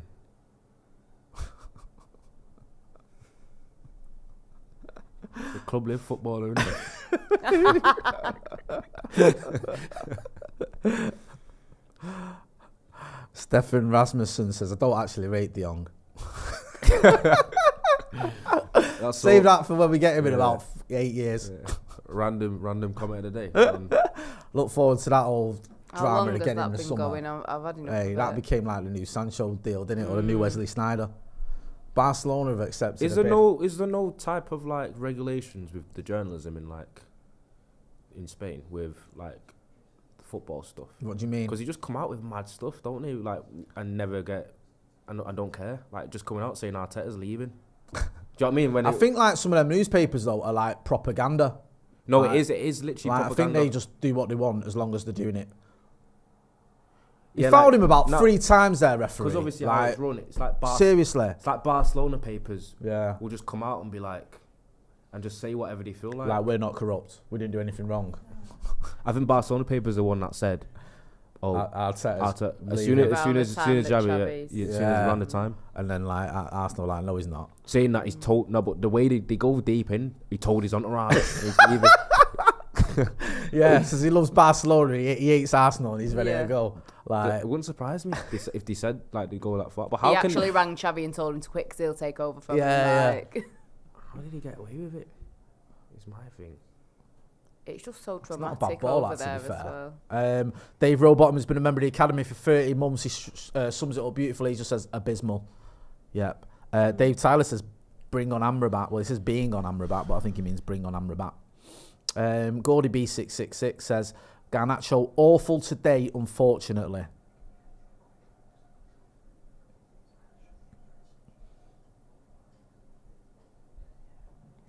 Shit.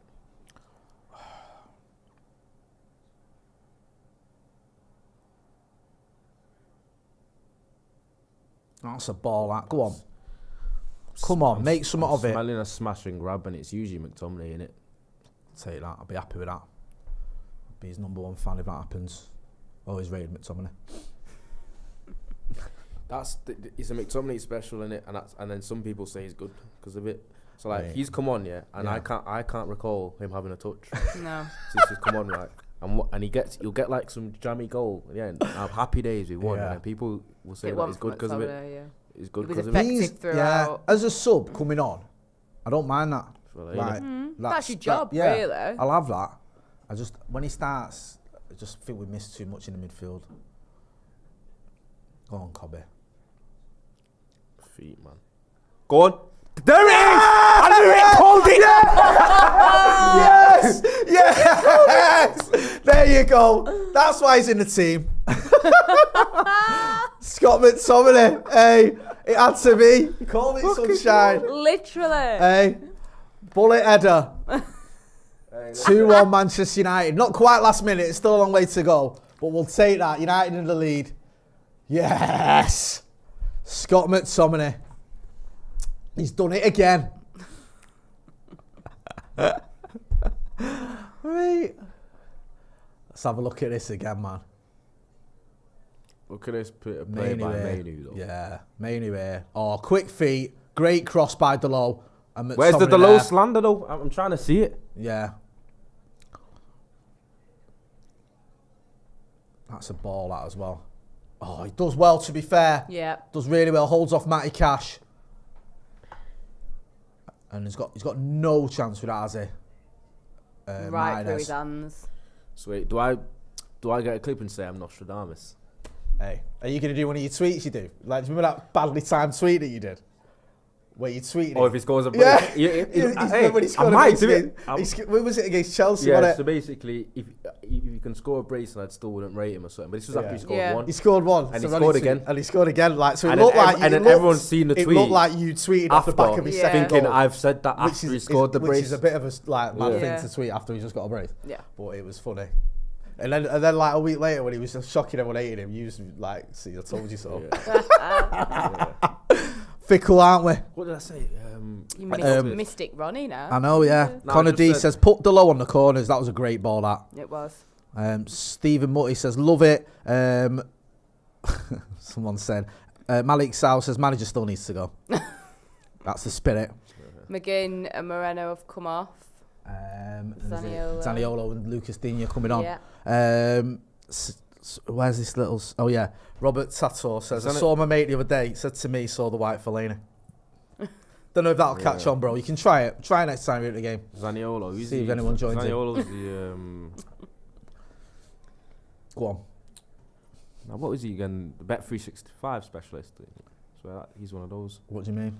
Part of the Tonali crew, isn't he? He got in trouble. Oh, did he? Oh, right. Bloody hell. It just looks nervy. Go on, Garnacho. Get off on your toes, sunshine. That's the one. No, that's not the one. No, I just gave her... I thought he was laying it off to Hojlund. It wasn't. He was laying it straight off to the Villa player. My God. Oh, God. This is just a mess, isn't it? He's bought out there, Bruno. Done well. Done well there. Yeah. Cheers, Dino. Because he's in the corner, just blasting it out probably, and Yeah. he just grabbed him, get a free kick, kill the time a little bit. Unai Emery is raging. Yeah.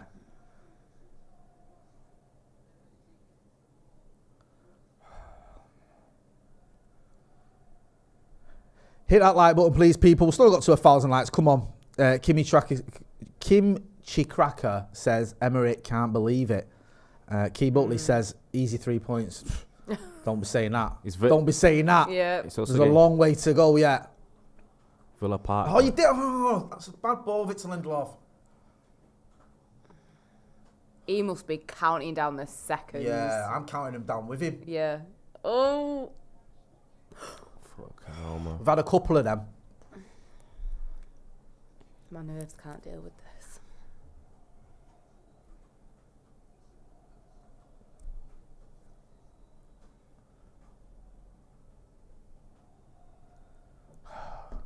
How long do you reckon is going to be added on? Don't know, because they usually find at least 5 minutes, I don't was they? going to say 4 again. Alright.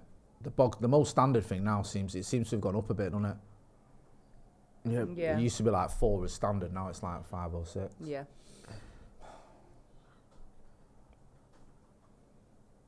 Remember against Forest when it was fucking 11. Remember? And they were down to 10 men and we were still hanging on. Yeah.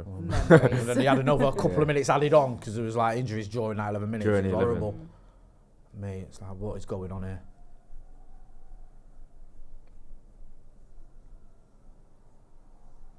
Six, was that? Yeah, I think that's that's about 6, right, yeah. like, innit? It's what you expect nowadays.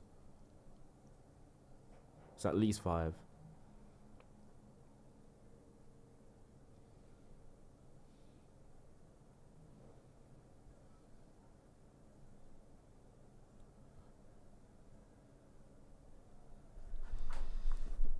Tense no more.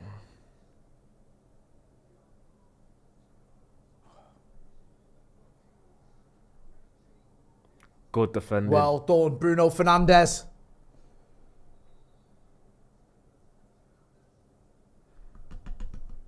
Johnny Evans and Amrabat coming on. Looks like Rasmus Bringing Hojlund's coming off. Should be bringing Lindelof off.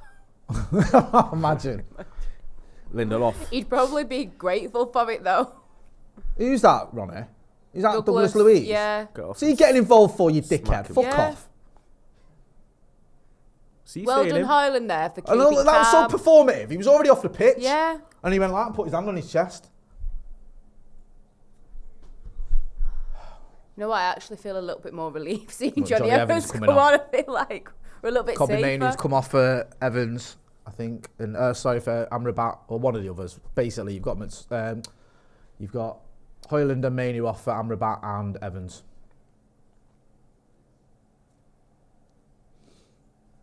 Is that what he meant by managing his minutes, taking him off in the 92nd? There you go, son. Go and have a rest.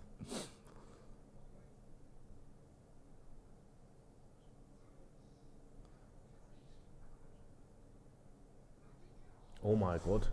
Mate, if he'd have scored then, I'm going home. Yep. Seriously. He's one person I won't want to.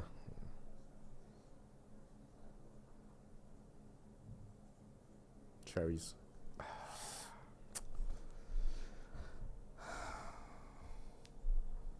Where's Nina said, Johnny on for some added protection, guys. Nice joke. I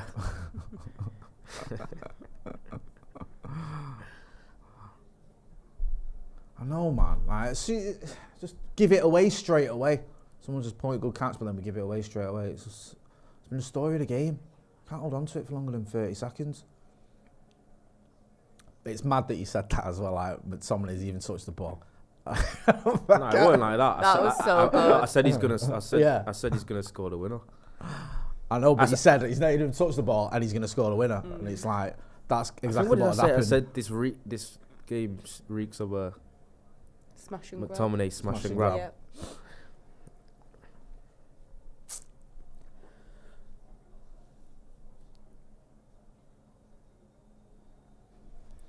He does give Dracula vibes, doesn't he? Unai Emery, yeah, he does, man. You know. Go on. Go on, Go on, Garnacho. Garnacho. Go on, Go on, Garnacho. lefty. Oh. the ball bounce for him, really. Got to get back now, He's though. had a few. Go on, take one there, I'm back.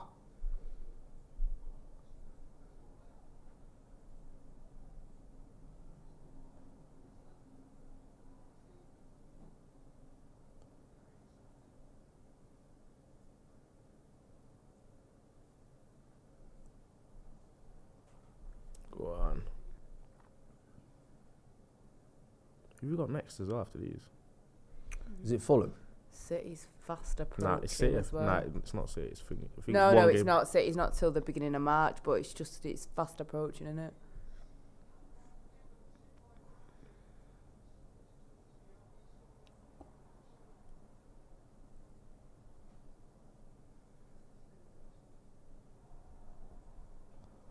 I think they've not been as threatening since Bailey's come off. Got Luton, then Fulham, and then Forest in the cup, and then it's Luton away next. Yeah. Tough.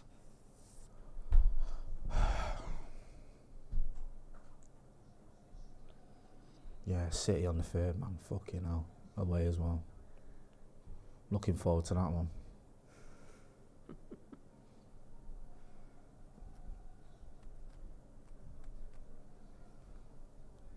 Arsenal second to last game of the season.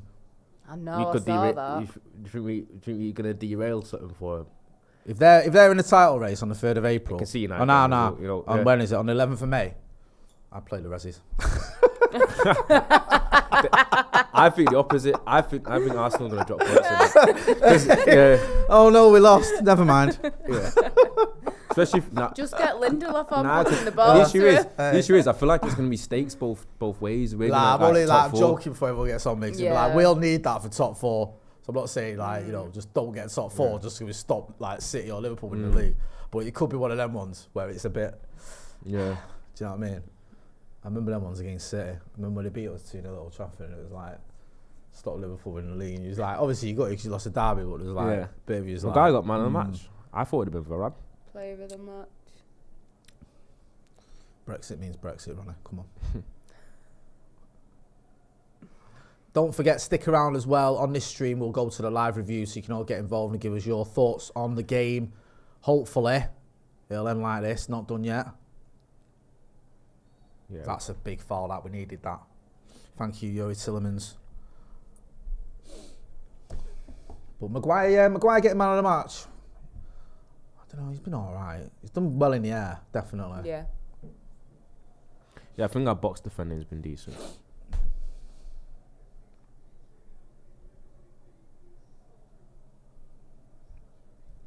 Mate, is it the curse finally over?